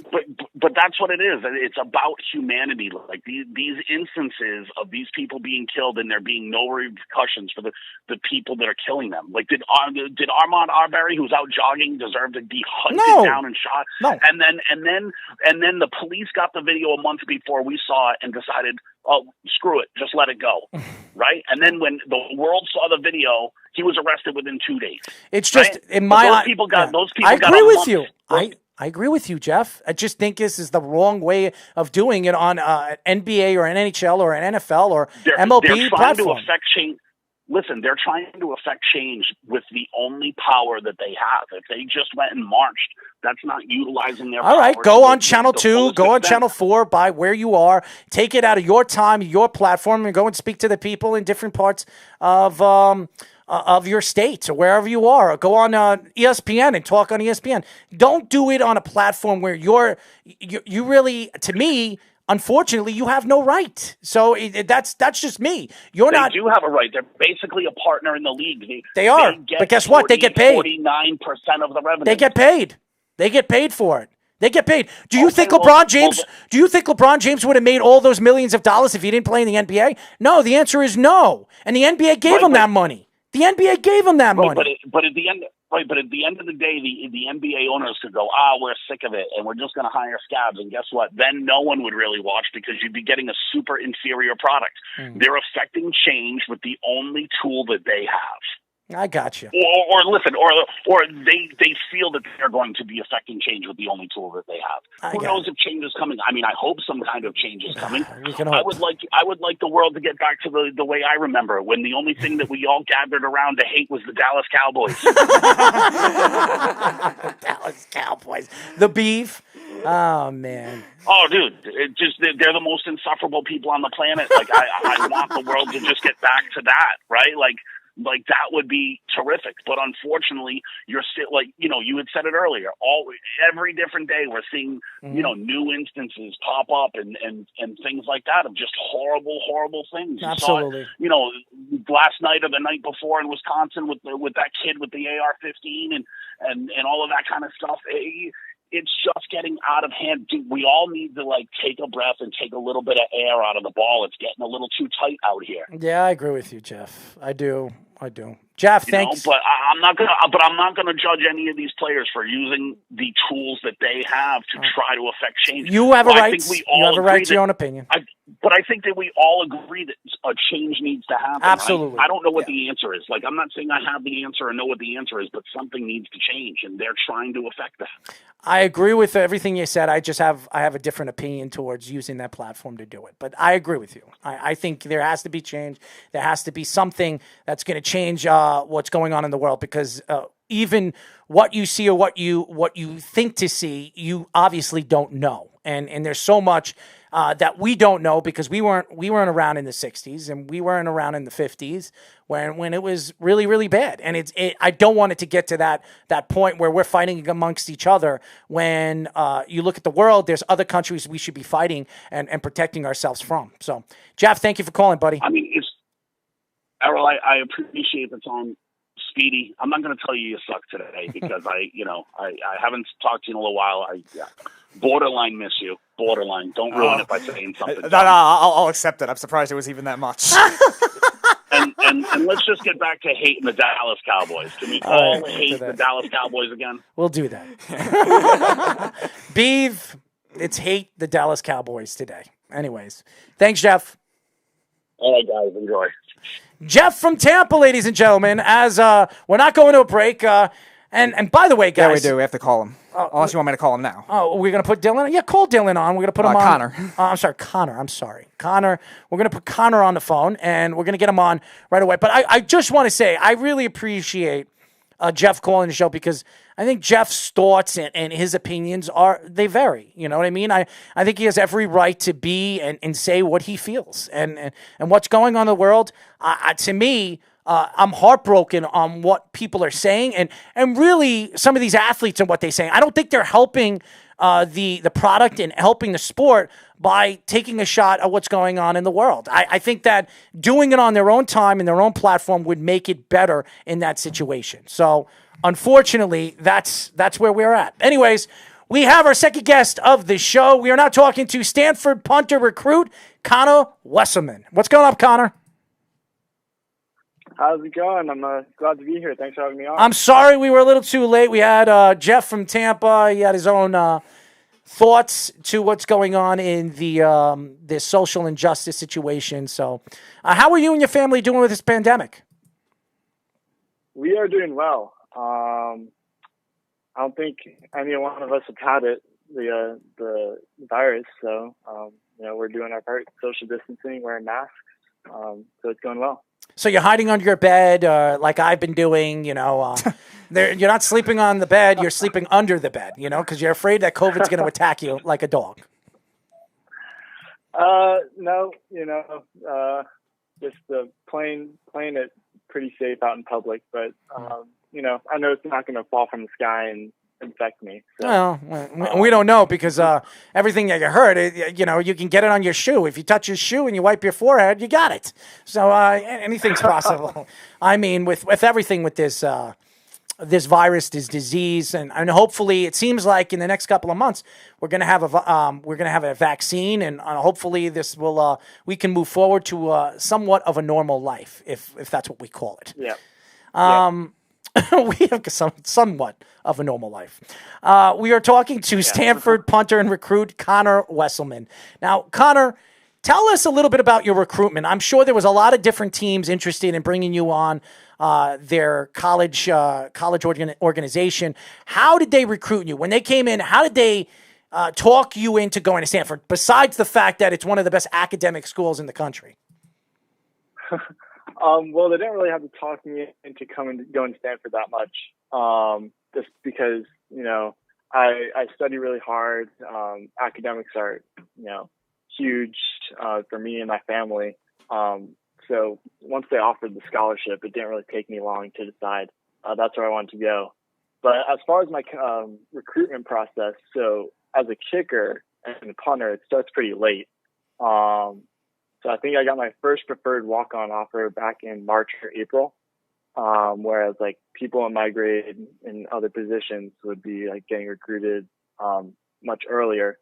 And so then it started kind of build from there.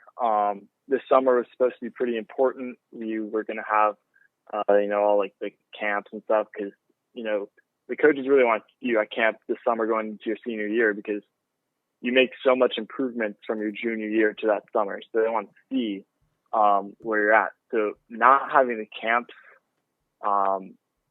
this year hurt a little bit, no doubt. And so a lot of coaches were then, offering preferred walk-on opportunities just because they want to see you kick in person, and they couldn't. So I had a lot of those opportunities, but including Stanford, actually, they had offered me a preferred walk-on to start. And then I had a great relationship with special teams coordinator, Coach Alomar. I talked to him a lot. One day he called me up and he was like, "Hey, we're going to offer you a full scholarship." And there was a lot of yelling in my house. I'm sure it was. Yeah. So I could only imagine what it cost to go to Stanford every semester. Probably around 50, 60,000, if I could guess. Maybe a little bit more than that. Yeah, something around that. I'm honestly it's crazy. Not too sure, but. So you being from the South. Oh, go ahead. Sorry, were you saying something? Go ahead. No. All right. No. So you being from the South, you're from Atlanta. You actually got recruited by two schools a little closer, but not Georgia necessarily, but North Carolina State and Duke both recruited you in that essence. You also had two Pac-12 offers with Stanford, like you ended up going to. So what was specifically about Stanford? Was it David Shaw? Was it, like Errol was saying, was it academics? Is it something that maybe you plan on going forward? Duke's a good academic school, It is too. Right, no, I know that. I'm saying something specific with their academics, whatever he wants to do post-football, maybe if he does desire that. So what was the biggest decision with Stanford that caused you to pick it, despite it not being local? Mm-hmm. So it's interesting. We actually have sent, from my high school, we sent a kicker to Duke and a punter as a walk-on to Stanford. So I had connections to both of the schools. So I was talking to both guys about, what the team was like and the school and all of that. But Stanford, what really stuck out to me was, well, the weather. You can't get any better weather to punt in than 70 degrees and sunny every day. So that was really, really appealing to me. And I mean, Duke has great weather as well. I mean, Southeast is great.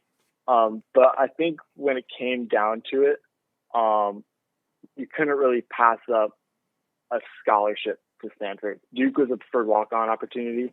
And so when the scholarship came to Stanford, I decided I just had to take it. Yeah, you backstroked. That's what you did. I would be doing the same thing you'd be doing. Stanford offers me a scholarship. Okay, and where do I sign? We are talking to Stanford punter recruit Connor Weselman. Now, Connor, David Shaw is very well known, not only in the NCAA, but in the NFL. A lot of people said 3-4 years ago, this guy was the next up-and-coming, big-time head coach prospect where every team wanted to interview him. Over the last couple of years, people have taken a step back about David and said that maybe he fits the college game. He doesn't fit the NFL game.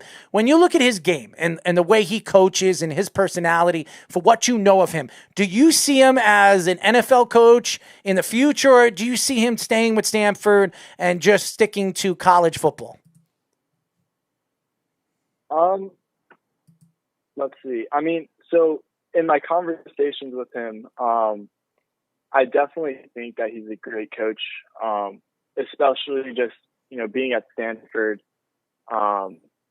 He can help balance the academics and the football because it is a very difficult school. He went to Stanford, right? So he did. He went to. I think he went to Stanford. Yes. Mm-hmm. So I really like that about him as a college coach. Just because that's really important. I mean, going to Stanford, but just being a student athlete in general, helping work practice around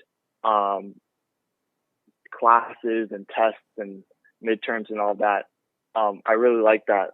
As far as being, a good college coach versus a good NFL coach, I couldn't really tell you. I'm not really, It's all right. It's all right, man. It's all right. It's all right. About that. It's all right. I'm trying to get some kind of information out of you, but that's okay. I'm not going to throw you under the bus, but I think David is. I still think he could be in the NFL. I think he could be a good NFL coach. Mm-hmm. A lot of people just like Jim Harbaugh. Jim Harbaugh went from one of the best NFL coaches to one of the worst NCAA college coaches in all of college football with the blink of an eye. This guy was who previously coached Stanford. Yeah, I mean, this is a guy that everybody loved and everybody thought he was the next big thing going to college football. He hasn't won anything. And he still can't beat Ohio State. Can't beat Ohio State, and this is a guy that's recruited some of the best recruits in the country for the last, 3-4 years, and he still can't get over the hump.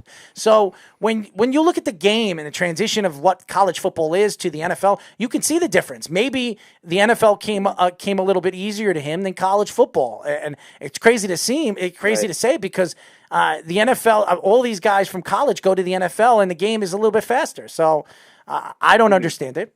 I really don't. But again, I think David Shore is. I think David Shore would be a better NFL coach. In the long run, if he gets the opportunity. As you guys know, we are talking to Stanford punter recruit Connor Weselman. So continuing with Shaw, he's one of the better coaches in college football, but also one of the most unique where he's more defensive and special teams minded, which is not normally something you see in the Pac-12. We had Chris Peterson with Washington, who just stepped away from Washington, who was a great defensive coach. And now you have Herm Edwards at Arizona State, whose defense was really good last year for much of the season. But again, it's mostly known as an offensive league in terms of the conference. So what do you think? Did that help make your decision that he would emphasize that more with Shaw, emphasize your game in special teams especially, and also the defensive players they've had, where they've had some good ones, and team defenses as well? Definitely. I think that was a really big part. I definitely wanted a school that emphasized special teams a lot. And one of the things that I like is that Coach Alomar, the special teams coordinator, all he does is coach special teams. And Coach Shaw hired him for a reason. So, having him be able to coach me at all my practices, he's already Coach Alomar is already reviewing my film with me, giving me some tips about how to help me in the upcoming season, and just really helping me perfect my form before I even get there. So the fact that Coach Shaw knew to hire Coach Alomar and the emphasis on special teams is really big, and one of the reasons why I'm really excited about playing at Stanford. Connor, when you look at the punting position, I don't think people realize how important the position is. In the NFL, you saw the Jets in the 7th round draft the best punter in the draft. Some people say he has the best leg they've ever seen. When you look at the position now with some of you young guys, I've seen some of you guys kick it 80, 90, even 100 yards. It's unbelievable, the leg power you guys have. And you look at your guys are tall, lengthy, and skinny. And where does the power come from? And then I'm amazed because I watch it, and I've tried to punt a ball. I've tried it so many times. It's not as easy as it looks, okay? It's just not. And the way you guys get the height, and the way you guys you guys know where the ball is going to land. It's pretty.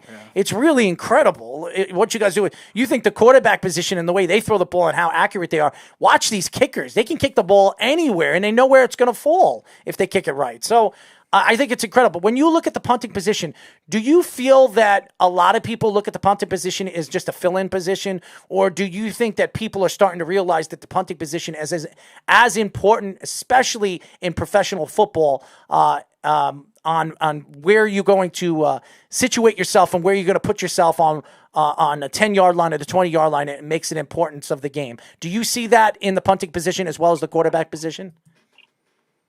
Definitely.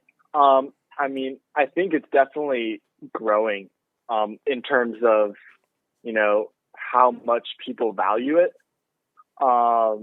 because it is very difficult, and definitely just knowing where it's going to land when you're pinning people deep and going directional, because that's a huge part of punting is where you can place the ball on the sideline.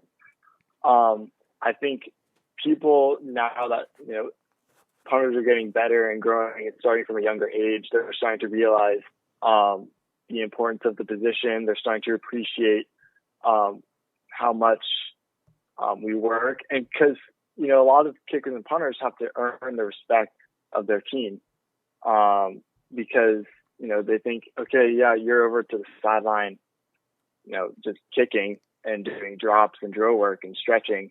You don't really practice as hard as we do. And then, that's where I have to go into the weight room and, try to, beat these guys out in weight. And I have to go out on the field. Hold on. How much could you lift? Come on. So yesterday I cleaned 220. Today I benched 235. Wow. How much do you weigh? I weigh about 195 right now. Wow, you're a lot bigger than I thought. How tall are you? I'm 6'3", 6'4". Oh, you're tall. You're a tall guy. And all your power comes from your legs. I know that. I've met a lot of kickers before in person. Couple of Jets, couple of Giants. It's amazing how big your legs are. You look at them, you stand right next to them. They're tall, but they're like, they got no meat whatsoever on them. And then you look at them and then you look at their legs. I'm like, they're like tree trunks, and they can kick the ball. It's amazing. It really is. I'm amazed when I watch Drew Brees throw the ball, and he could throw it through these little nets and stuff like that. And then I watch a punter go on the field and tell you where the ball is going to land, on the 10, on the 9, where it's going to spin, where is it going to drop, how is it going to spin, blah, blah, blah, blah, blah. It's amazing. It really is.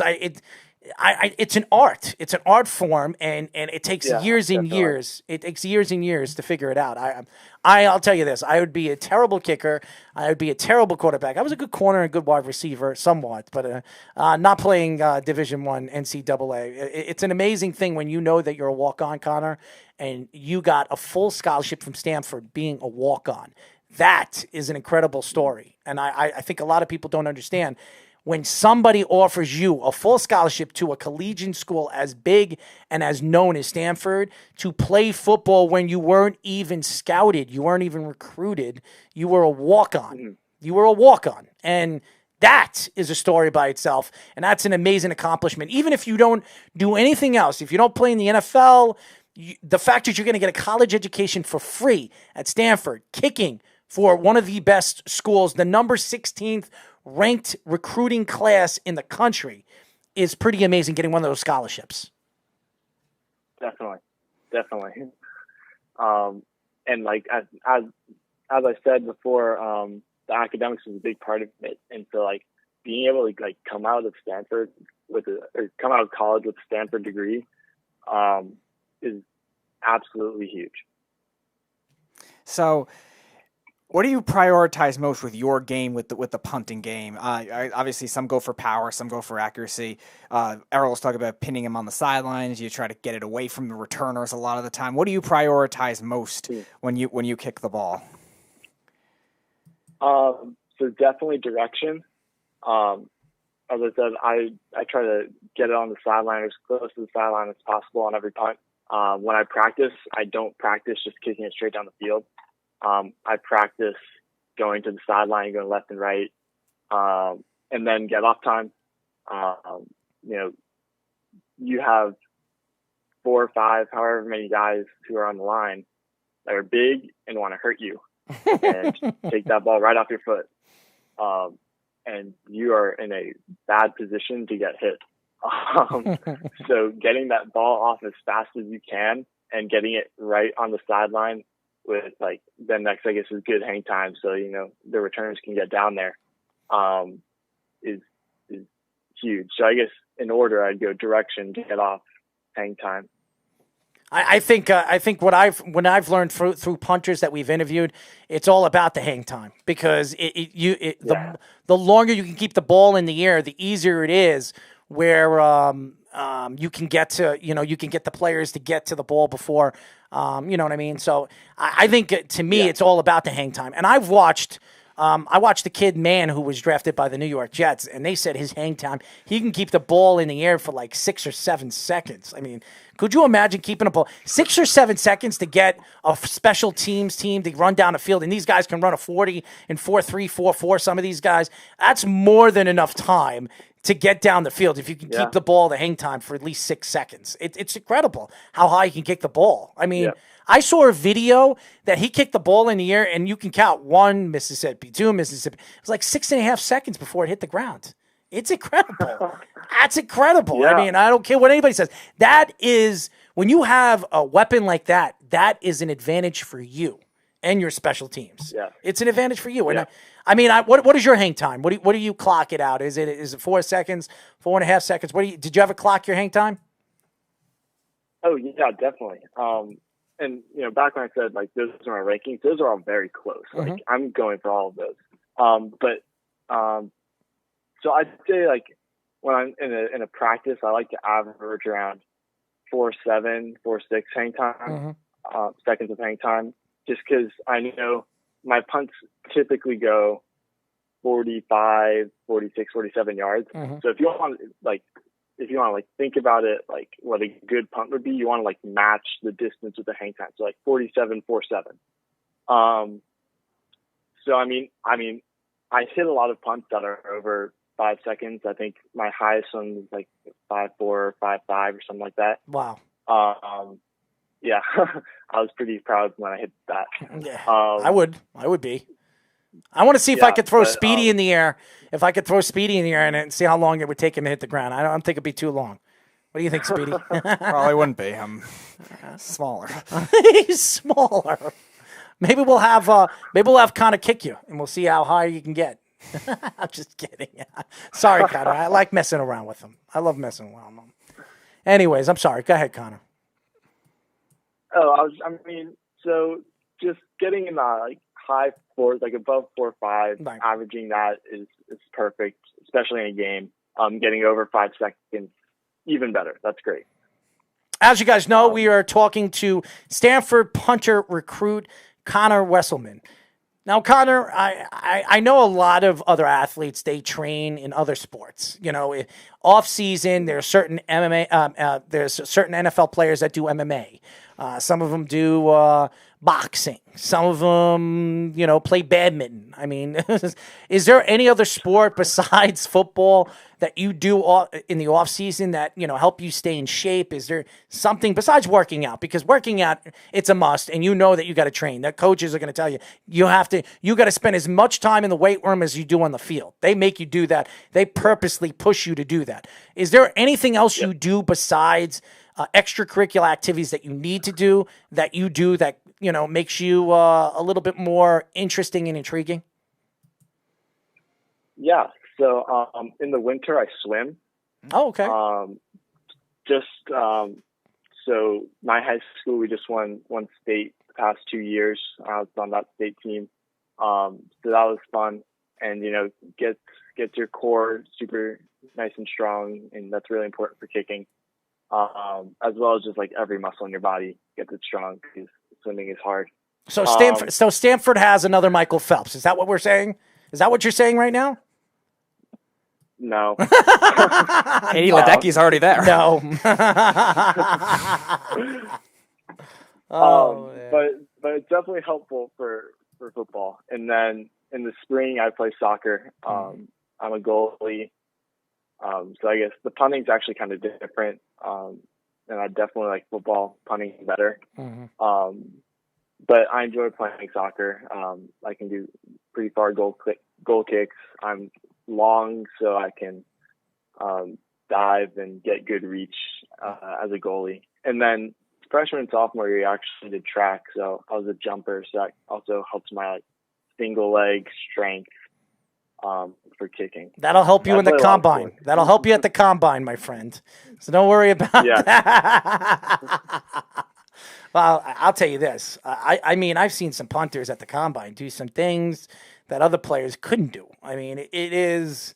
Some of you guys are so athletic. It's incredible. Yeah, the Arizona State punter, I forget his name, he benched a lot more than some of the defensive linemen did. It's crazy. At that combine. It's crazy. It really is crazy what you guys do. And I really appreciate the craft and the art of kicking. And I didn't realize how important kicking was until I watched the Saints when they won the Super Bowl. And what their punter did in the playoffs all the way to the Super Bowl when they played Indianapolis. He absolutely dominated the game.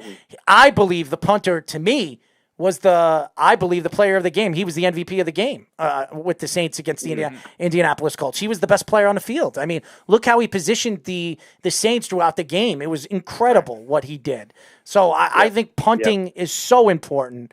And I don't think people realize how important it is until you actually talk to these punters and actually go on a field and practice and actually watch them kick the ball. And I'm like, oh, my God.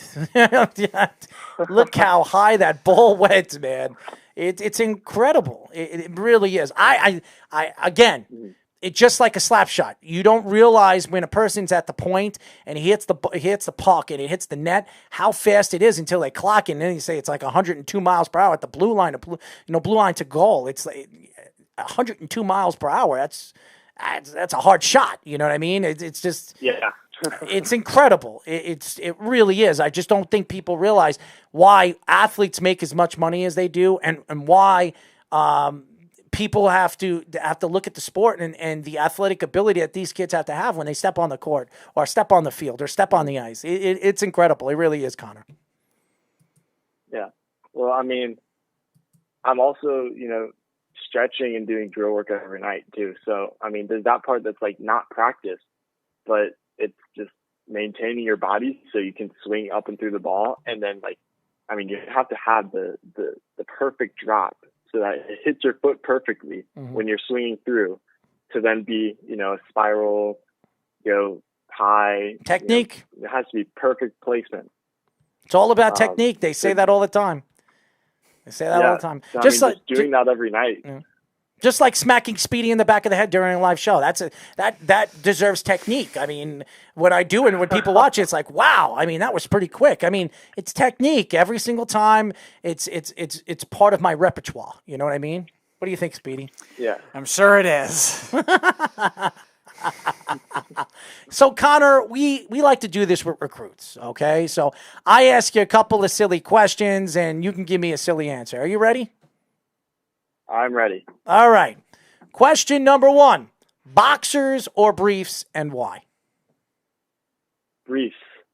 Okay. I don't like, I like being loose, but sometimes they kind of ride up in the shorts. I don't really like that. I don't like it either, especially when it sticks to the leg. You're a kicker. I mean, come on, man. Yeah. Yeah. Oh, man. Could you imagine you that? Don't want, yeah, I mean, you don't necessarily want anything too loose when you're swinging your leg as hard as you can. So I agree with you, man. And I'm not even a kicker. Oh, man. Question number 2. Favorite snack to eat before a game and why? I like sandwiches. Any kind, subs, hot sandwiches, peanut butter jelly, especially before one of the kicking competitions. I eat sandwiches and probably 2 of them. And then before a game, I load up on a lot of pasta and salad around 3 because that's when we have pregame meal. And I'll probably also eat a sandwich and a banana before I go out and at halftime. So you have you and Dylan Ferguson, the hockey recruit from the Golden Knights. You guys like the same thing. You like pasta before games. Interesting, very interesting. Electrolytes, but a West Coast thing. It must be a West Coast thing because us New Yorkers, even though we love our pasta, you guys love your pasta. Yeah. I will not eat any pasta before a game, and I was an athlete too because every time I did that before the game, I'm throwing up. So I try to eat it light, my friend. Eat it light. No pasta for me. That's too thick for me. Anyways, question number 3: blondes or brunettes, and why? I like blondes, typically, or just because, I'm a blonde, so, gotta respect that. Okay. But then I like it better, I guess. There's no right or wrong answer. He's prideful. But, it also doesn't really, matter sometimes. It's just, I don't know. Either or, really, but blonde's kind of a little above. All right, so this is a new question, okay? This is a new question for you. You're the first person I'm going to ask this question for. You ready? All right. In order, who would you date first? In order, you ready? Yes. Jennifer Lopez, Ben Affleck, Cindy Lauper, Jennifer Love Hewitt. In order, who would you date first? What was the last one? Sorry. Jennifer Love Hewitt. So you have first one, Jennifer Lopez. Number 2, Ben Affleck. Number 3, Cindy Lauper. And number 4, Jennifer Love Hewitt. In order, who would you date first to last? Well, I guess I'd have to be strategic. So get Ben Affleck out of the way. So first. So you then, so you got Ben first. Oh, so Ben's number 1. Yeah. And then I guess end on Jennifer Lopez. And then on the two in between, it's just like, I don't know, whichever comes first. But that's weird. The Stanford grad, the guy that's going to Stanford, he wanted to be strategic. So the first person he picked out of all those guys is girls and guys is Ben Affleck. Gets it over with. So, to get it over with, Ben Affleck would be his first. J-Lo would be his second. And then it doesn't matter who the other two are. Oh, last. Jennifer last. I got it. You wanted to save the best for last. Is that what you're saying? Yeah. It's a strategic order.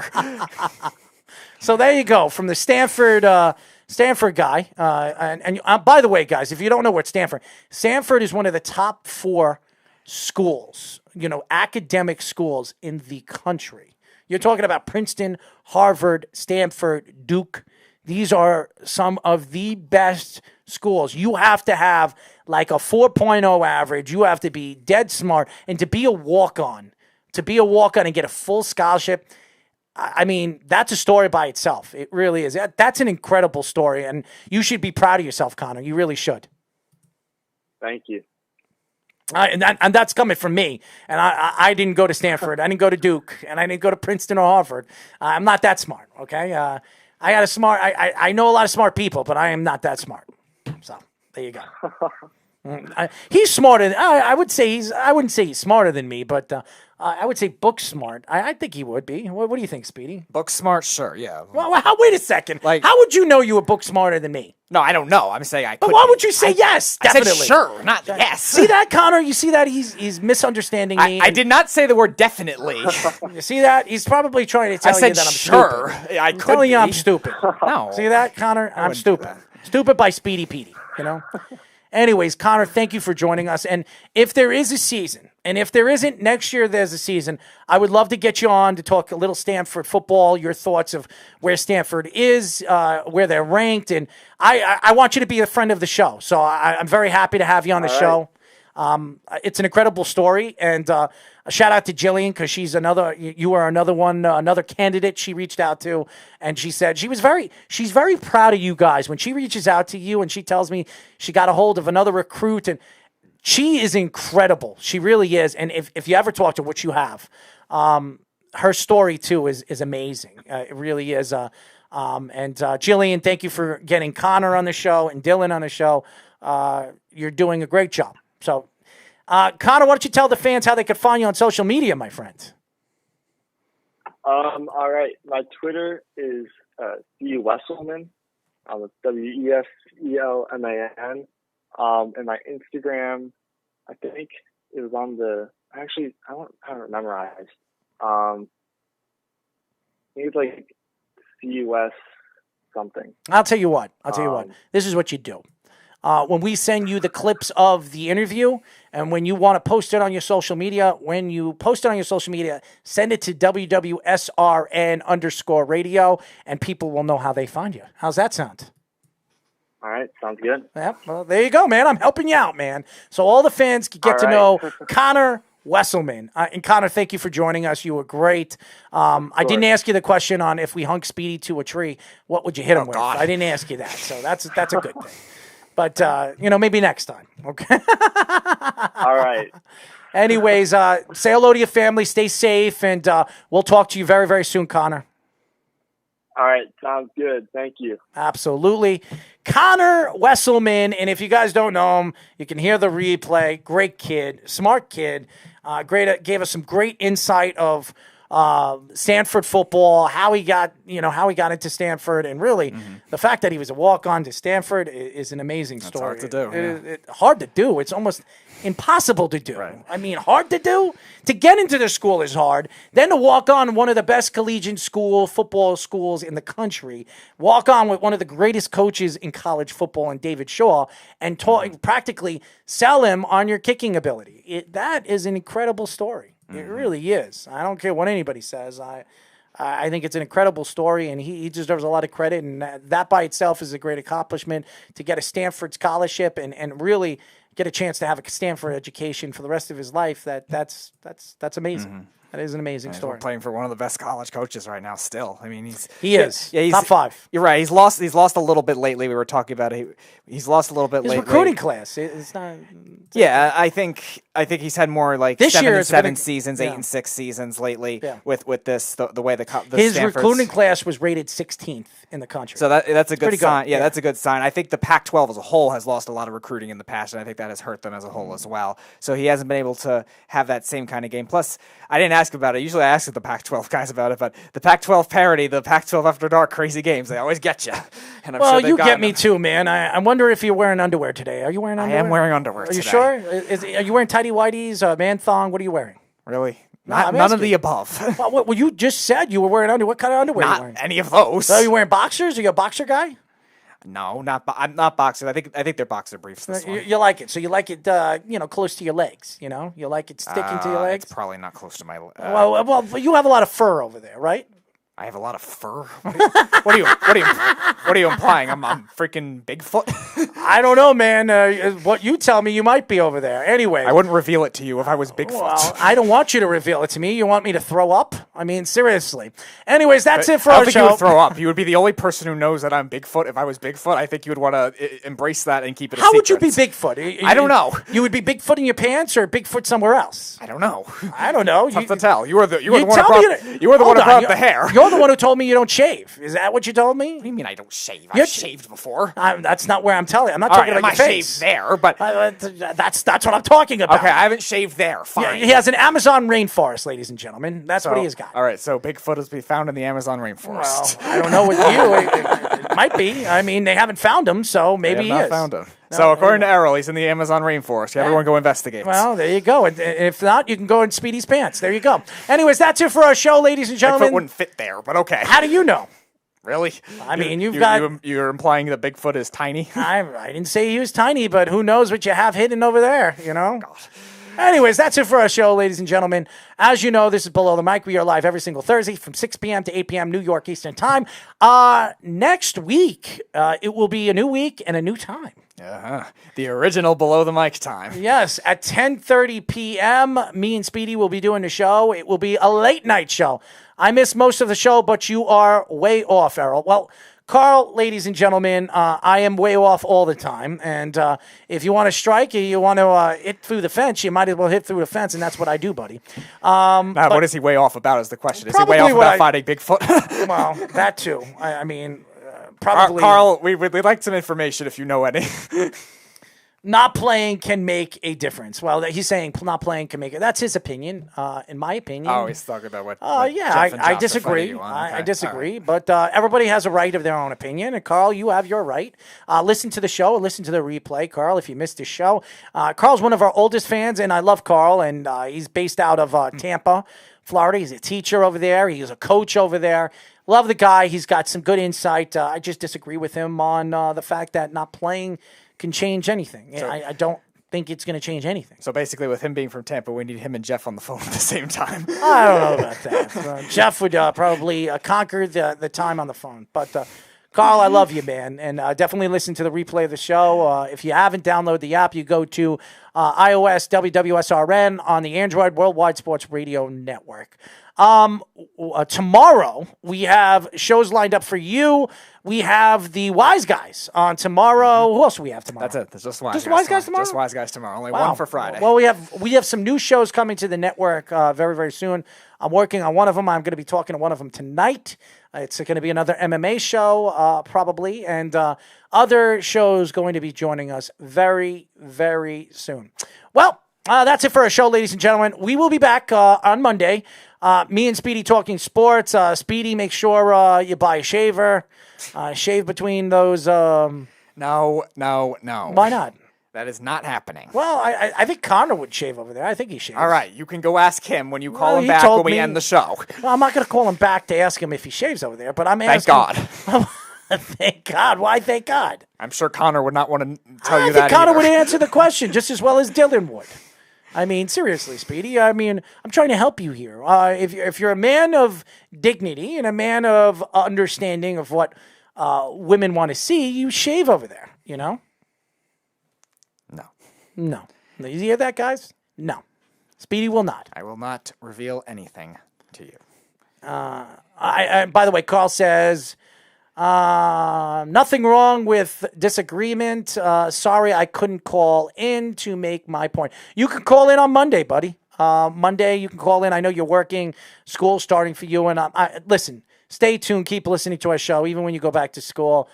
We love the fact that we have fans throughout the country and good quality fans that stick with us and listen to our shows. We really appreciate everybody that joins us every single day and puts the time into listening to us. We like to entertain people as well as Speedy. Tomorrow, Speedy will not be on the shows, but on Monday, I'm going to try to get him to wear a man thong on the show so everybody can see. I will not. Why not? That is not happening. Why? Why would I do such a thing? But I think it would be a good idea. I think that will entertain people. It won't entertain me because I got to sit next to you, but it won't entertain me either. So why not? Both of us will be flustered. Well, we'll get a Captain, we're gonna have a very weird Captain show. America box. I guess you got a man thong. What do you think? God, Captain America. You like Captain America. I do, but not in man thong form. We'll call you Captain Nut America. Oh God, Captain Nuts. We'll call you. God, Captain Nuts. What do you think? No, just no. How about you guys? Anybody want to see Speedy in a man thong? I think a lot of people would. No? Anyways, that's it for our show, ladies and gentlemen. Me and Speedy will be back on Monday. Until then, this is Errol Marks and Speedy Petey saying sayonara until next Monday. Good night, everybody. You're listening to the Worldwide Sports Radio Network. Edward Lehman has been a trusted insurance advisor for over 16 years with insurance solutions for auto, home, commercial, life, and retirement. He's located at 54 Sunnyside Boulevard, Suite H in Plainview. That's just 1,000 feet south of 495. Local agent, local advice. The time to think about insurance is before you need it. So do yourself a favor and before you pay your next insurance bill, give Ed and his team a call. 516-935-3900. Hold on. Shut the music off. Hold on. Get down to the picture, Speedy. Get to the picture. Okay, we were just about to leave, but Carl asked me to do something for the fans, and I think we need to see it. Speedy, I need you to get me a song, okay? Get me a nice, wonderful song that you can dance to, okay? A song I can dance to? A song that you can dance to. You're the dance music expert. No, come on. Give me a song. You're the dance music expert. I don't know. I just got to see you dance for one last time. Oh, God. Come on.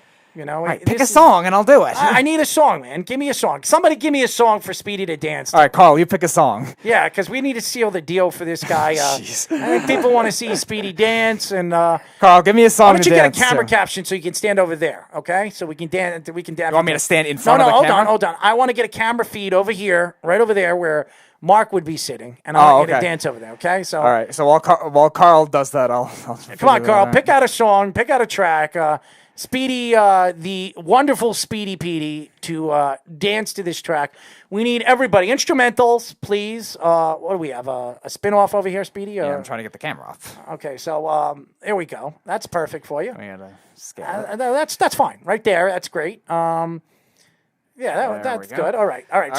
So let me move seats, guys. I'm going to move seats. Speedy's going to come around me, and I'm going to pick a song for good old Speedy to dance to, okay, Speedy? I think you're going to need a headset on, or I'll just tell you to dance, and we'll see if we can make it fit to the song. Okay, Speedy? Hold on 1 second.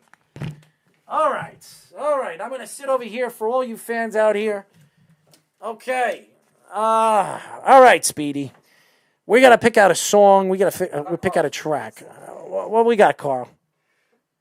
We don't have a track for Carl. All right, so hold on 1 second. I'm going to pick out a song for you, Speedy. Speedy Petey. What would Speedy dance to? I've got it.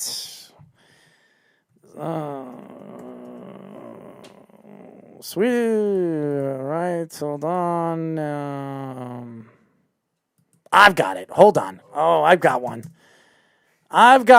Hold on. All right. This is going to be good for people. This is going to be good. Are you ready, Speedy? Hold on. We got to make sure that there's no commercials over here. We got this. This is good. All right, hold on. You ready? All right, Speedy. Yo, listen. Go ahead, Speedy. Here's the story Hold about on. a little guy that lives in a blue world. Look at him dance, everybody. Look at him. Night and everything he sees This is great. just blue, like him inside and outside. Blew his house with a blue little window and a blue Corvette. Give me a kick. Everything is blue for him and himself and everybody around. 'Cause he There you go, Carl. nobody. Here we go. And here we go. Out 5, 6. Go on. Go, Speedy. Go, Speedy. Go, Speedy. Whoa.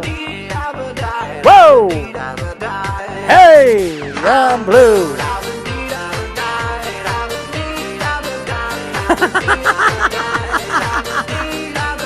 Give me a little shimmy, Speedy. Show your booty. Show your booty. Go ahead.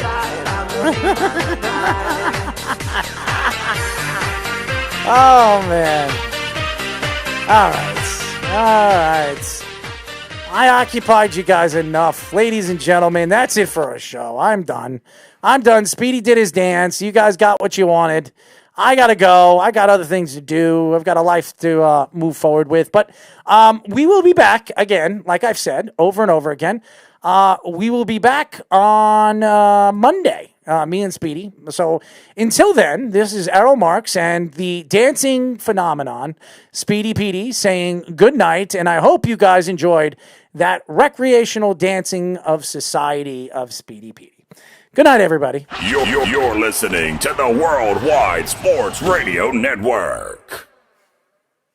Edward Lehman has been a trusted insurance advisor for over 16 years with insurance solutions for auto, home, commercial, life, and retirement. He's located at 54 Sunnyside Boulevard, Suite H in Plainview. That's just 1,000 feet south of 495. Local agent, local advice. The time to think about insurance is before you need it. So do yourself a favor and before you pay your next insurance bill, give Ed and his team a call, 516-935-3900, or visit him online at www.allstate.com/EL. Edward H. Lehman Insurance.